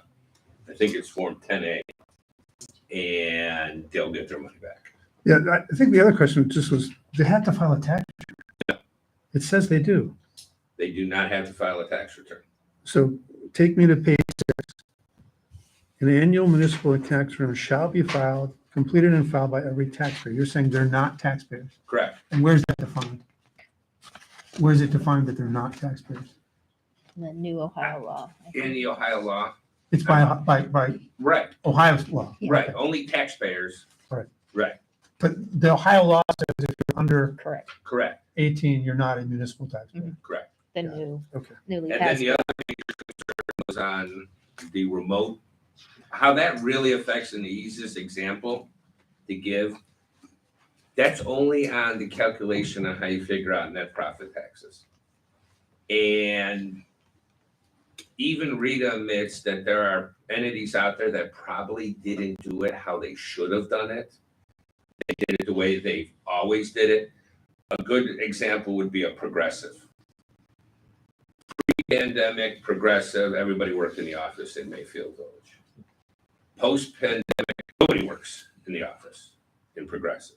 I guess they got the option to go in, but most people work remotely. Had they done it correctly under the law, they would have had to do separate calculations. For Jim LeMay used to work in Mayfield Village. Now Jim LeMay is working out of Pepper Pike. And a small fraction of that net profit would be coming to Pepper Pike because Jim worked in there. How this law cleans it all up is tells a Progressive, your building, your property is located in Mayfield Village. You can do all your net profit in Mayfield Village. They don't have to. So first question is, none of this affects wage taxes. Correct. So that's completely off the table, which is most of our income tax revenue. So about what percent of our income tax revenue is net profits tax, roughly? 10. 10%. So at most, this impacts 10% of our revenue budget. Well, no, And at most. no, it won't affect. I mean, 10% of net profit, but this, No, let me finish my sentence. So of our income tax revenue, 90% is on wage taxes. Is that Yes. right? 10% is from business taxes, net profits tax. yes, And so whatever this affects, it's only going to affect that 10%. correct. And even then, you're telling me it's only by reallocating employees, you have a choice now to decide to tax them at the home location as opposed to spread Right. all around. Which for the most part, that has already occurred. Yeah. And because we don't have giant office facilities with remote workers in Pepper Pike, it's unlikely that this is going to materially impact Correct, our net profits tax income. right. Got And in talking with Rita, because prior to this remote working, they do not have a model set in place where they can go through by every community and say, here's how remote working. You know, it would be going through the W-2 of XYZ company that's located in Cleveland, then to find in the Jim LeMay and say, well, Jim LeMay used to be with withholding in Cleveland. Now Jim LeMay is in Pepper Pike, and come up with a number. They just can't do that. Yeah, it's administrative. But the main point is that for almost all of our tax revenue, this is going to have zero impact. Correct. Yes. And so if we still have work from home people in Pepper Pike or paying the full 1% to Pepper Pike, that doesn't change. Right. I mean, negligible, yeah. If Jim LeMay's a big tax earner and he's in Pepper Pike and for some reason he decides he's going to work back in downtown Cleveland, that'll have an effect. Yeah. But you can't project something like that. Yeah, I'm okay. All right. Okay, any other questions by anyone? Okay, do we have a motion to suspend So moved. for the adoption, consideration of ordinance 2023-14? So moved. Second. Anyone? Second, anyone? Anyone want a second or no? Second. To second. I mean, I guess I will. I mean, we're Oh, we're suspending the rule on everything, but so I guess we'll continue doing that maybe. It's our process. Okay, So Jim, second. because we need to pass Okay, this. roll call, please. Mr. Knoll? This is to suspend, right? Yeah, correct. Yes. Ms. Zatron? Yes. Ms. Weltman? Yes. Mr. Lemay? Yes. Dr. Wong? Yes. Okay, roll call, please, on the adoption of the ordinance. Can I get a motion? So moved. Thank you. Second. That helps the motion. Any further discussion? Roll call, please. Mr. Knoll? Yes. Ms. Zatron? Yes. Ms. Weltman? Yes. Mr. Lemay? Yes. Dr. Wong? Yes. Okay. And that brings us to ordinance 17 and 18. These are promoted to the table by Mr. Lemay, and I'm going to let Mr. Lemay address it. Unfortunately, Mr. Byron isn't here to comment. I may have some comments, but this is truly on for first reading today, ladies and gentlemen, because this is, this is complicated litigation that's being introduced. Legislation. This is what? It's not litigation. Legislation. Jim, you want to? Yes, I do. So just the first one is, it's about committees in Pepper Pike. And I would direct council members to the third page of what I presented, which was the black line page. And so since 1967, the whole process for committees has been controlled by that single sentence. And if you look at the code, it was almost like in 1967, it was a mere afterthought. Maybe we should have committees, and a sentence got thrown in there. So I've always been bothered by it, and finally took it upon myself to draft some language to put a better process in place for the committees, more public, more transparent, hopefully more inclusive of more citizens. The key factor for me is committee independence. Several of our committees have a very strong oversight role of city government, particularly the finance committee. I think you've seen some of that today, that the council can disagree with mayor from time to time over financial matters. And so I want the committees, particularly that one, less so the other ones, to have a strong independence, which means they should be appointed by council so they can independently fulfill their oversight role. That finance most important, road and infrastructure too, a little bit lesser on the other committees. I also want to make public the citizen participation process. So we get applications. We have a great store of citizens experts in our city, and I think we've partially tapped into it. We have some very strong citizen participants on road and infrastructure right now are fantastic, and I hope they are reappointed. But I'd like to have more publicity, more engagement from citizens who see a volunteer opportunity to come in and serve on one of these four committees.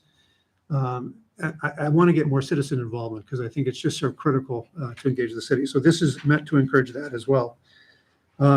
You'll see on pages 2 and 3 that I took upon myself to draft a preliminary charter for the committees. The road and infrastructure is thanks to Scott Newell because his committee had started on working a charter or mission statement for road infrastructure. So I adopted his for that. And I also got the communications from Scott, who's been the leader of that committee for quite some time and very ably so. I prepared the finance committee mission statement, and then I've created a partially new committee, call it the Parks and Beautification Committee. Now, as we talked about a little bit more, we do have a beautification committee today that does some important work, ably so. But now that we're going to have a new linear park, that's going to take some fine tuning, keeping. We're improving Pepper Pike Park, and God willing, we have more parks in our city at some point, because I would love to have them. And so this committee is meant to have just a little bit broader mandate than just beautification, but actually to help oversee improvements, maintenance of the parks. And I would hope that we'd get a lot of great resident participation who want to, join that committee and participate in that. So that is the thrust. As Mayor said, this is first reading. I don't really want to wordsmith this today, but I would be very interested in overall reaction to adding the process and adding the committees, and good idea, bad idea, and just kind of philosophical comments at the top for me to consider when we go to second reading. So I'm going to begin. you're going to begin. I'm going I to, recognize the mayor. thank you, sir. I don't have a conceptual problem with this really at all. I think it has always been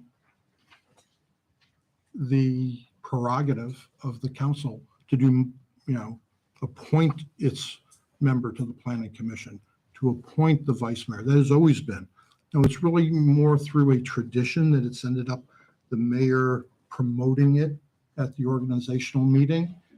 But I've always solicited from people, interest as to where they'd like to be, where I thought from my chair, where they might be a successful contributor.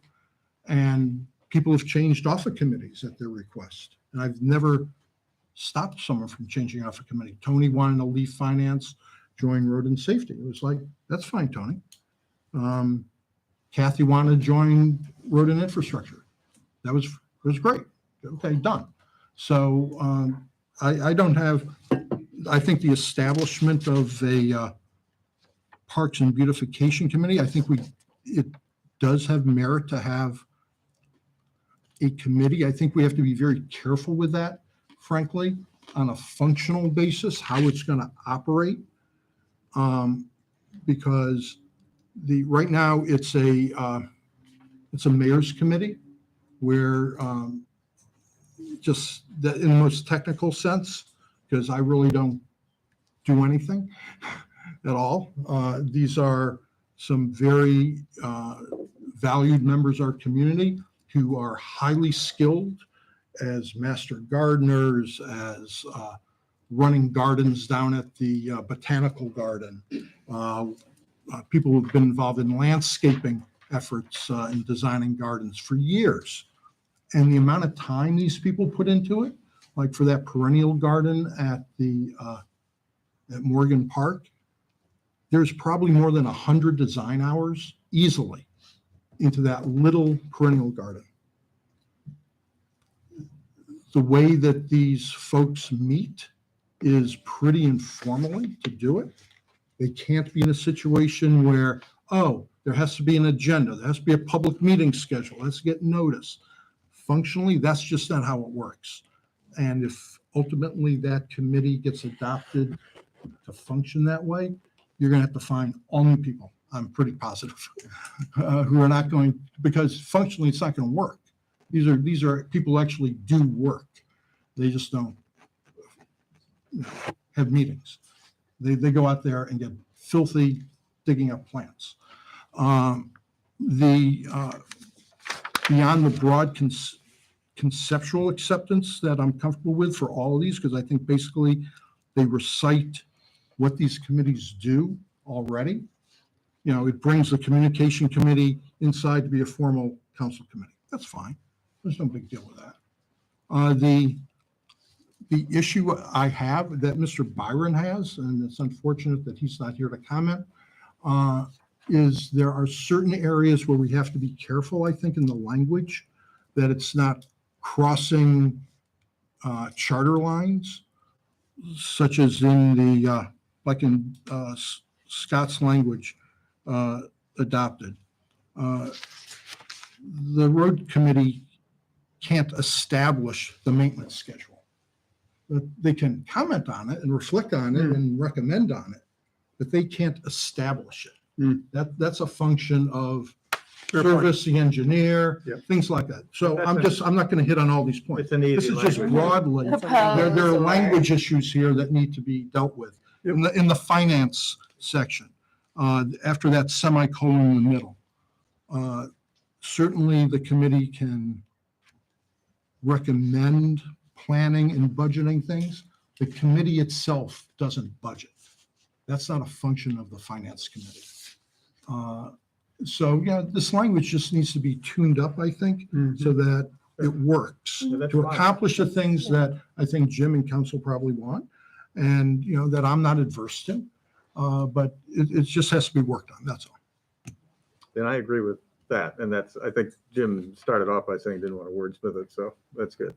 I appreciate that, Mayor. I think part of the importance is to really sort of have a mission statement for all of these things. I think we've needed that. And the goal is to just make the committees better and to continue the balance of ideas too. So it becomes a collaborative effort. And I applaud Jim's efforts in doing that. And so I'm looking forward to the next discussion. And I am looking forward to Mr. Byron being here so he can make his contribution. Listening to him this morning, I think he's looking forward to being here. Well, and I'm also in agreement. I thank Jim. This was a lot of work. I don't know if everyone in the room can see all the work he did, but it was a lot of work, and I think it's much needed. It's in some ways a cleanup, or an update, if you will. And I think it's furthers our goals of having a good, clean process, kind of achieving things at a high level and kind of furthering what I see as, democracy. So I think it's fantastic and it's well done. So thank you. Because I knew you had so much extra time to work on this over the past whatever weeks. I'll echo that. I was really pleased when this came across my desk. I like the thought that you put into it, the creation of an extra committee there and just spelling it out. I think our goals are obviously collaboration and diversity. I think bringing in other community members and giving them opportunities to serve in different capacities is only going to strengthen our community. And I like those things that'll just help to build us even better. I do have a question for us to kind of consider how the terms will work, if we were to adopt this. Anybody who's currently sitting, how kind of the process, and it's maybe not the discussion today, but just down the line. But overall, Let me respond. It's important part because I want this in place for the January organizational meeting. And so we have one chance to adopt it at our next meeting. So I'd like comments to Mr. Byron so he can accumulate comments. So if you have wordsmithing or other things, and he'll convey them to me and then I can turn it around for next Convey time. them to Sheila. Okay, Sheila, okay. Sheila. Send them to Sheila. Good. So she can accumulate and turn them around. And I think we should consider putting up one earlier meeting just because it would be nice to have, if possible. I know we can't plan on anything. Obviously, Steve should have been here and he would have liked to have been here. But it gives us one more chance, one more bite at the apple of having the full council here if we could have one meeting earlier in December. I'm wide open to that if we can find a time. Yeah, if we could find a time. And my one other question in there was, I didn't catch it, or if it was there, I missed it, was about the committee chair establishing the agenda for that. Was it in there, Jim? Because Yeah, it's in there. Note. Okay, I just wanted to make sure that was. Item 4 on page 1. Okay, gotcha. There was a lot for us to read for this Yeah, yeah. meeting. I apologize. A lot for me to write. I believe it. Any comments? Yeah. No, I think it's great. Okay. I like all the committees and the detail that you put into it. Okay. I think our main issue getting a meeting for earlier, which I would like to do, is probably Byron. If he could come that second Wednesday, I don't know if he can. No. I know he can't. So other week nights are Is he preferable. obligated to another Yes. city? Yeah. Oh, that's Yes. unfortunate. Well, he can obviously review this and make comments independently and send a red line. Yeah, I think it'd be helpful for council to be able to interact. I would with them, agree. however. Could he And join? I will talk to Steve Okay. as to what possible days or mornings does he have? Okay, Because I think it's important that he be agree. very, this is, listen, in some ways, this is conceptually benign. Practically, this is pretty radical. And I know how, it's not a conservative document. Let me say that. This is not a conservative document. This overturns the way things have worked in this city for decades. We're coming on our 100th year. I know there's been many comments from council about let's respect what other councils have done before. This is new, what's being described here in some ways. The concept of the committees are old. Some of this functioning is pretty radical and new. And I just think we need to make sure that we're not overstepping legally certain issues here. Yep. And make sure that it goes down the way I would assume everybody would like it to go, smoothly and in an efficient way, so that the operation of the city is not negatively impacted. And that's a concern of mine as I read some of this going, with some wordsmithing, we can clean that up. But we don't want to see our departments negatively impacted, as some of this language would. And I need to work with you on that. And I don't know, How? yeah, that's what I'm curious Yeah, about. then how The would that- communications column, that, the way the communications is written, that is going to impact the way, for instance, Lieutenant Colbert runs our Instagram account. Okay. He runs our Instagram account for police. I don't intersect with that. Yeah. That's something Jim does. The service department gets things out. That's what I'm saying. We don't want to create a system We agree. where we constipate the ability Complete of agreement. the city to communicate. Complete agreement. In situations like that, I think, thank you for expressing that, because we wouldn't want to stifle No. a Right. communication line like And that. I don't think that's the intent, but the way the words are, Yeah. it ends up there. Yeah, and that's why our law director will be so helpful Yes. in making sure that it's legal and right. Yeah, and. the Mayor, I mission- can tell you, if I can just, Jim, since I had a lot to do with the language of that, the intent is to work together. The intent is, and almost everything I do here, and I'm sure my colleagues too, is to work together. And we can certainly fine tune it to that everybody does what they're doing now, and just we find a way to integrate it into a bigger system so that we can do better. I always assumed good faith. I never assumed anything else. I just think that the way it's a process. It needs some work to get it done right. That's all.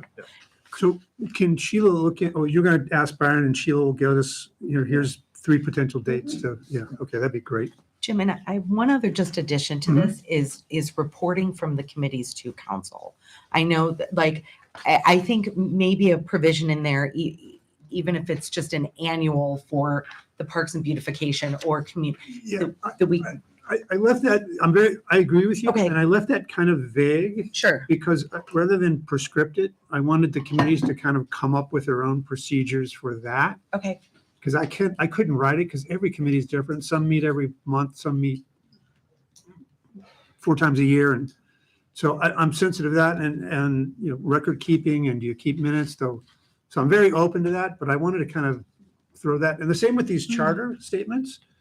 I mean, that was freehand written, at least 2 of them were. And so I don't want to be overly prescriptive and bog them down in administration that they don't see valuable. So I left that a little open for them to come up with, but I agree with your point. I think value in reporting, just even, like I said, annually, it doesn't have to be super, Yeah. specific, but just that the committee would report to council at some point. Yeah, Well, I assume this is, I saw this as very ambitious. Mhm. And I think council is apparently indicating that it really wants to go to work much more than it does. We like So, working. well, We know not this, everyone right? likes this, but, Maybe you just it's, haven't seen it. be ready to get busy, I guess. Absolutely. you know, some have said they go to too many meetings already. You're gonna have a lot more meetings. We've not said, I don't know. I've not said Let's go. that. All right. Schedule So another. again, comments. That's for first Only reading. new. Comments to Sheila on that, and I will get them and then have this ready for next time. The second ordinance I'm proposing is relative to the planning commission. This one, from a legal perspective, is a little more complicated, and I've had one back and forth with Steve on this, and I'll do my best to express his concerns, but he will express them better. But the point of this ordinance is, right now, the Planning and Zoning Commission could make a decision on a conditional use variance or any number of other things, and that would be the final decision. And council would have no right to review or upset that. And it's always bothered me, and I think this will happen rarely, but there are some circumstances in which the Planning and Zoning could make a decision that I think our elected representatives need to take another look at. And those would be decisions where the impact is not just to the next door neighbor, but something that affects Pepper Pike more broadly. And so I built into this first time, added a sentence that says, in addition to an aggrieved party appealing the decision, the council, by vote of 4 of its members, could decide to take up a decision and review it, a decision made by Planning and Zoning. It's my belief this will rarely happen because Planning and Zoning doesn't go off the rails, but if they did, I would want our elected representatives here to have a backstop on that, something that would be broadly impactful to Pepper Pike. And that's never been the case today. So that's why I'm introducing this. Steve has some concerns about how this will be used, because sometimes below, if it's a contentious hearing, and you establish a record and witnesses and all of that. And so we as council would have to be very judicious in how we use this, because we could spoil the broth here if we're not careful. So that's a reason not to adopt this. I don't think it is a reason to not adopt this. It's a reason to be very cautious when council would exercise this right of review. So. Jim, I appreciate this very much. I think that's a valid point you made. I do think, though, that the ordinance that's as drafted, first of all, is not novel. There are other municipalities, many others that have similar language. This is not novel or unusual language. And I do think it comports with, our values of A, good process, and B, democracy. Because we are the legislative branch who promulgates the ordinances. This just gives us a backstop. And I do agree with you that it would be very unusual to have to implement it, but then it is in place. And I think it tails in well with a lot of the other things we do, and even other opportunities where people could potentially appeal things to our council or in other communities, their council. So I think it's just good common sense legislation to have in place. Let me speak up. Jim is correct. Steve has some very significant problems with this language. I certainly have significant both legal and procedural concerns about this. I think this legislation is in search of a problem. I don't think that what are we trying to solve here? I think is the first question I ask with this legislation. What are we trying to solve? When I look back at the current legislation and charter dealing with the Planning Commission, I think our forebears were very wise in that they did not make it a political process. That's why there are 5 members of the Planning Commission. 3 are residents, a mayor by charter, and a member of council by charter. The politicians don't run or have a predominant vote on the Planning Commission. I think that is a critical decision that they made a long time ago, and that has served this community extremely well.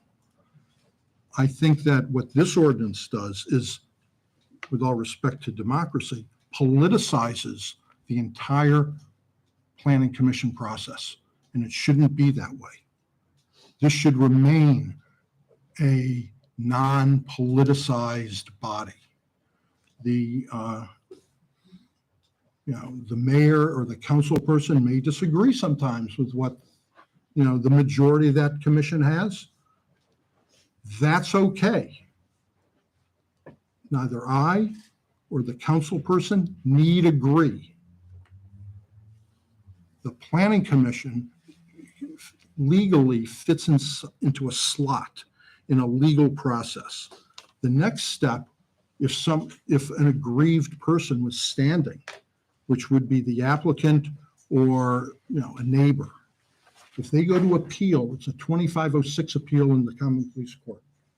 The record of that appeal is the record established at the Planning Commission. What this legislation does is instead take the planning commission's decision.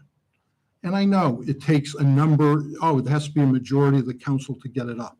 So what you then have is a group of politicians all saying, we don't like what the planning commission did. We are now going to vote. We want to review it.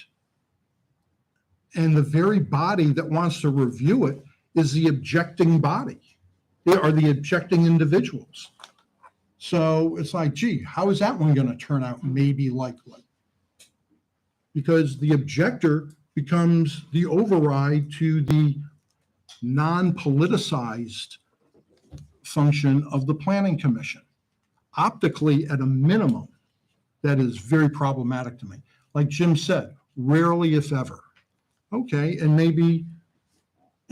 let's presume this council certainly would not overstep its reasonable interception of decisions of the planning commission. The future councils may not have that governor break on them. They may not think that way. They may just want to say, well, the heck with the planning commission. We want to do it this way. And we have this, political agenda because we don't want this sort of development in the city. And we're going to, as an elected body, we're going to overrule what the planning commission has done. Because that's practically what we're talking about here. If there needs to be an appeal of the planning commission, in my view, it should be coming passively to the body reviewing it, the council.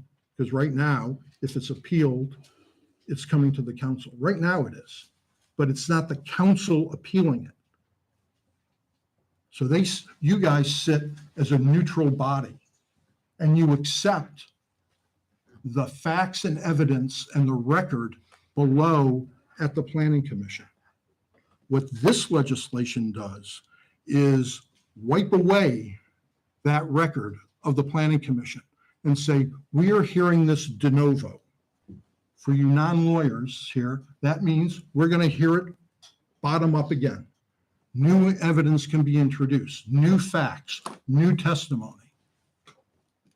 What happens then when that decision gets appealed to the Common Police Court, the 2506? Which record is that court looking at? How muddled can it be? And this is one of Byron's objections.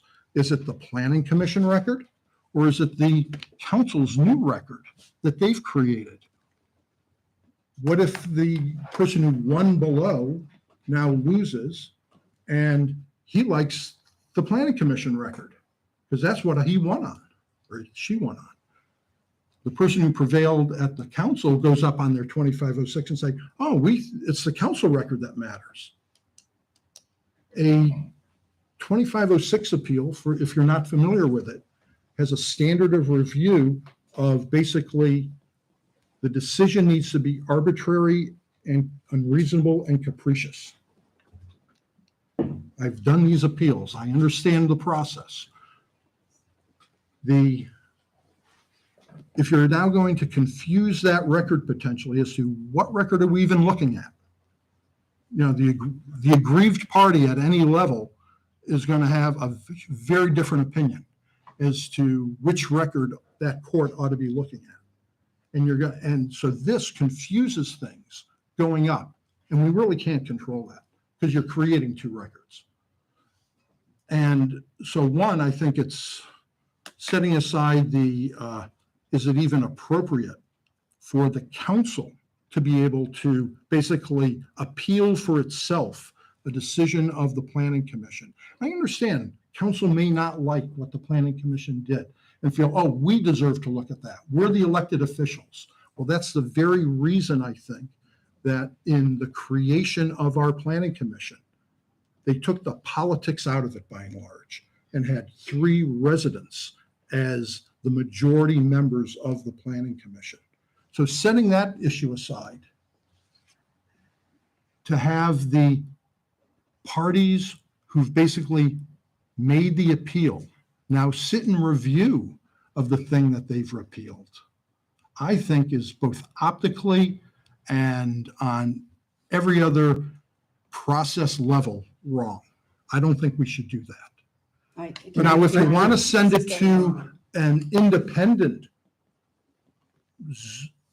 whatever, planning review board or whatever, that's not made up of the politicians, and seal the record though, so that the determination of the planning commission, the facts and evidence are locked in as to what occurred at the planning commission. That's just another layer of bureaucracy. If you want to put it in, I don't have a particular. I just need to respond because problem with it. I know this is a populist talking point to start naming us as politicians, which I find laughable because if anybody knew me, they would know I'm not political. I just want to put my head down and do the work. And some of the behavior I've seen in recent times has, to me, been distasteful and sometimes led to the level of grotesque. That being said, I just want to do the work, do good work, and I care about the community. So labeling us as politicians is a buzzword that I think Melanie, people we use. We are, whether we like to label ourselves or not. Please let me That's what we finish. You went are. on for a very long time and you always interrupt the women on this council. Okay, always the women, always. Okay, I let me interrupted him finish. this morning. Let me finish. Okay. Go ahead. I So- apologize. I think we do our work on planning and zoning and in this council, we work hard. This is not new that we want to work hard. We always work hard. We prep for these meetings. We do it with integrity. And there have been, and there is a possibility of instances where the democratically promulgated ordinances of this council and the councils that stood before it might not be followed. And it's incumbent upon this council, who represents the larger community as well as the mayor, to honor what the members of this community have over time elected us to put in place. Those are zoning laws. You can have different zoning laws in different communities, more lax ones, more stringent ones. We have to make that decision on behalf of our community who comes to us and says, these zoning laws are too strict. You need to change them. Or these zoning laws are too lax. You have to change them. The only concern of the Planning and Zoning Commission should be putting those in place. And the risk is that they are not being put in place as read in the ordinance. And then where is the recourse? This is not so novel to have recourse to council. And the only intention is in limited circumstances where the ordinance is not being followed in a deviation from the ordinance, which protects all of us as community members, happens, that council can pull it back and say, wait a second, this is the ordinance we put in place. If you don't like the ordinance, petition council, and we can talk about changing the ordinance. But the ordinance is the ordinance for every single person. It's similarly applied. And we haven't talked about what the record of appeal is. I'm very amenable to talking to Mr. Byron about what the picture of that would look like, whether it would be de novo. I think we all know what de novo means. It's an easy Latin leap. But whether it would be de novo, whether it would be on a record, and how that record would be prepared. But we're not at that point yet, and hopefully we don't have to frequently prepare a record of appeal. The idea is that the ordinances as promulgated would be followed, and that's all it is. It's not for people to bring in political views. Many of us, I don't think we have a lot of political views on the various zoning issues. I don't think that that's a common political position. It's more of a community-based local government position about how we live with each other. So how we live what our houses look like, where our driveways can be, maintenance of those items, etc. So that's why this is being put out there, not with some ulterior political motive, not some kind of machinations of trying to move things from above, but really trying to focus on maintaining democracy and making sure the people who are elected, the ordinances that are in place, our laws, our statutes, whatever you want to call them, are being complied with. That's it. Anyone That's the only intent. Anyone else? Okay. Yeah, no, to respond to your points, Mr. Mayor. So first of all, there is language in the old ordinance, and to Melanie's point about retaining the record, we should have the discussion with Byron about that, because we could have the council review it on the old record and not allow new evidence. And I want to understand the pros and cons of that, so I'm very much open to that, reinserting that language here if that would help administratively. Number two, bearing in mind that the aggrieved party can already come to council. So Yes. there's already the political risk. That's a process that's baked into the old ordinance. Is it slightly different because it's not the next door neighbor? It's yes. But still, with judicious use, it's a right that I think council needs. Third point is Rick, you commented, well, what if some future council goes off the rails and starts reviewing everything? My response to that is, what if some future planning committee goes off the rails and starts approving bad things, right? It's the same risk. And it's a risk we have no response to right now unless we have this language. And Jim, to your point about future planning and zoning, I was thinking while listening to this, accountability of the appointed members. And I think that perhaps that is something for us to be looking at a little more broadly. There's accountability to council, and there are ramifications by the community if we're not enacting things properly. I don't know that that exists for members of the commission. I haven't looked beyond to find out, but I do think we need to consider the fact that they are appointed members by somebody, and that can be political. Well, Maybe not elected, but could be political as well. So I And think that's- it's, let me respond to that, because I'm generally not inclined toward the charter review, but there's 6-year terms. Yeah. Yeah. Which is a long time to have one person in place. And if they're there for 6 years, they're really not accountable for, in terms of, so that's one thing I would consider, because I think that's too long a term for any appointed official. And there are a few, I kind of looked at that. There are some glitches in our charter that maybe are from a different time when, and that's not in any way to show a lack of respect, which I have tremendous, for the people who I sit with on planning and Yes. zoning are wonderful people and coming to it from the right place. It's just it's the processes that is faulty, not the people. I actually have tremendous respect and admiration for them. So to give that time and to be so committed. I will echo that. That was not my intent in my comments. The gentlemen who were serving, I'd like thank them. Thank you. Well, So, thank you for saying yeah. that, because I That's think we not have my some, purpose. I don't mean to interrupt. Well, No. Yeah, and I- they're fabulous. I think and I appreciate those comments, because I think the resident members of our planning commission I think it's, of the planning commissions I encounter in my other world, we have the best that I've encountered. These are extremely sophisticated and thoughtful people with a lot of, for the considerations that Jim has laid out here, I think, well, that they should be experienced and knowledgeable about the areas. These are incredibly experienced people, and I think you've gotten to experience it Oh, sitting on. And people These should are know, smart people. there are a lot of documents and preparation that goes into showing up at this meeting. You can't just show up and read Right. everything when it's there. You have to really prep it. People drive by the Absolutely. locations.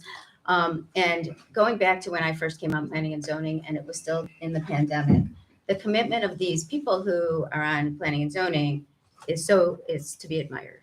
So just should not go unsaid. Thank you. All right, so we're on for first reading. And I will investigate the other dates that Byron can be, and we'll get them circulated and try to get a conversation going. And Motion to adjourn? Oh, we'd only have one more? no, did we miss something? I think we hit it all, Kathy. Oh, what's 8? Okay, never mind. Oh, I know, it was confusing because we bounced, but got it. I think we got them all. Okay. All right, we are adjourned.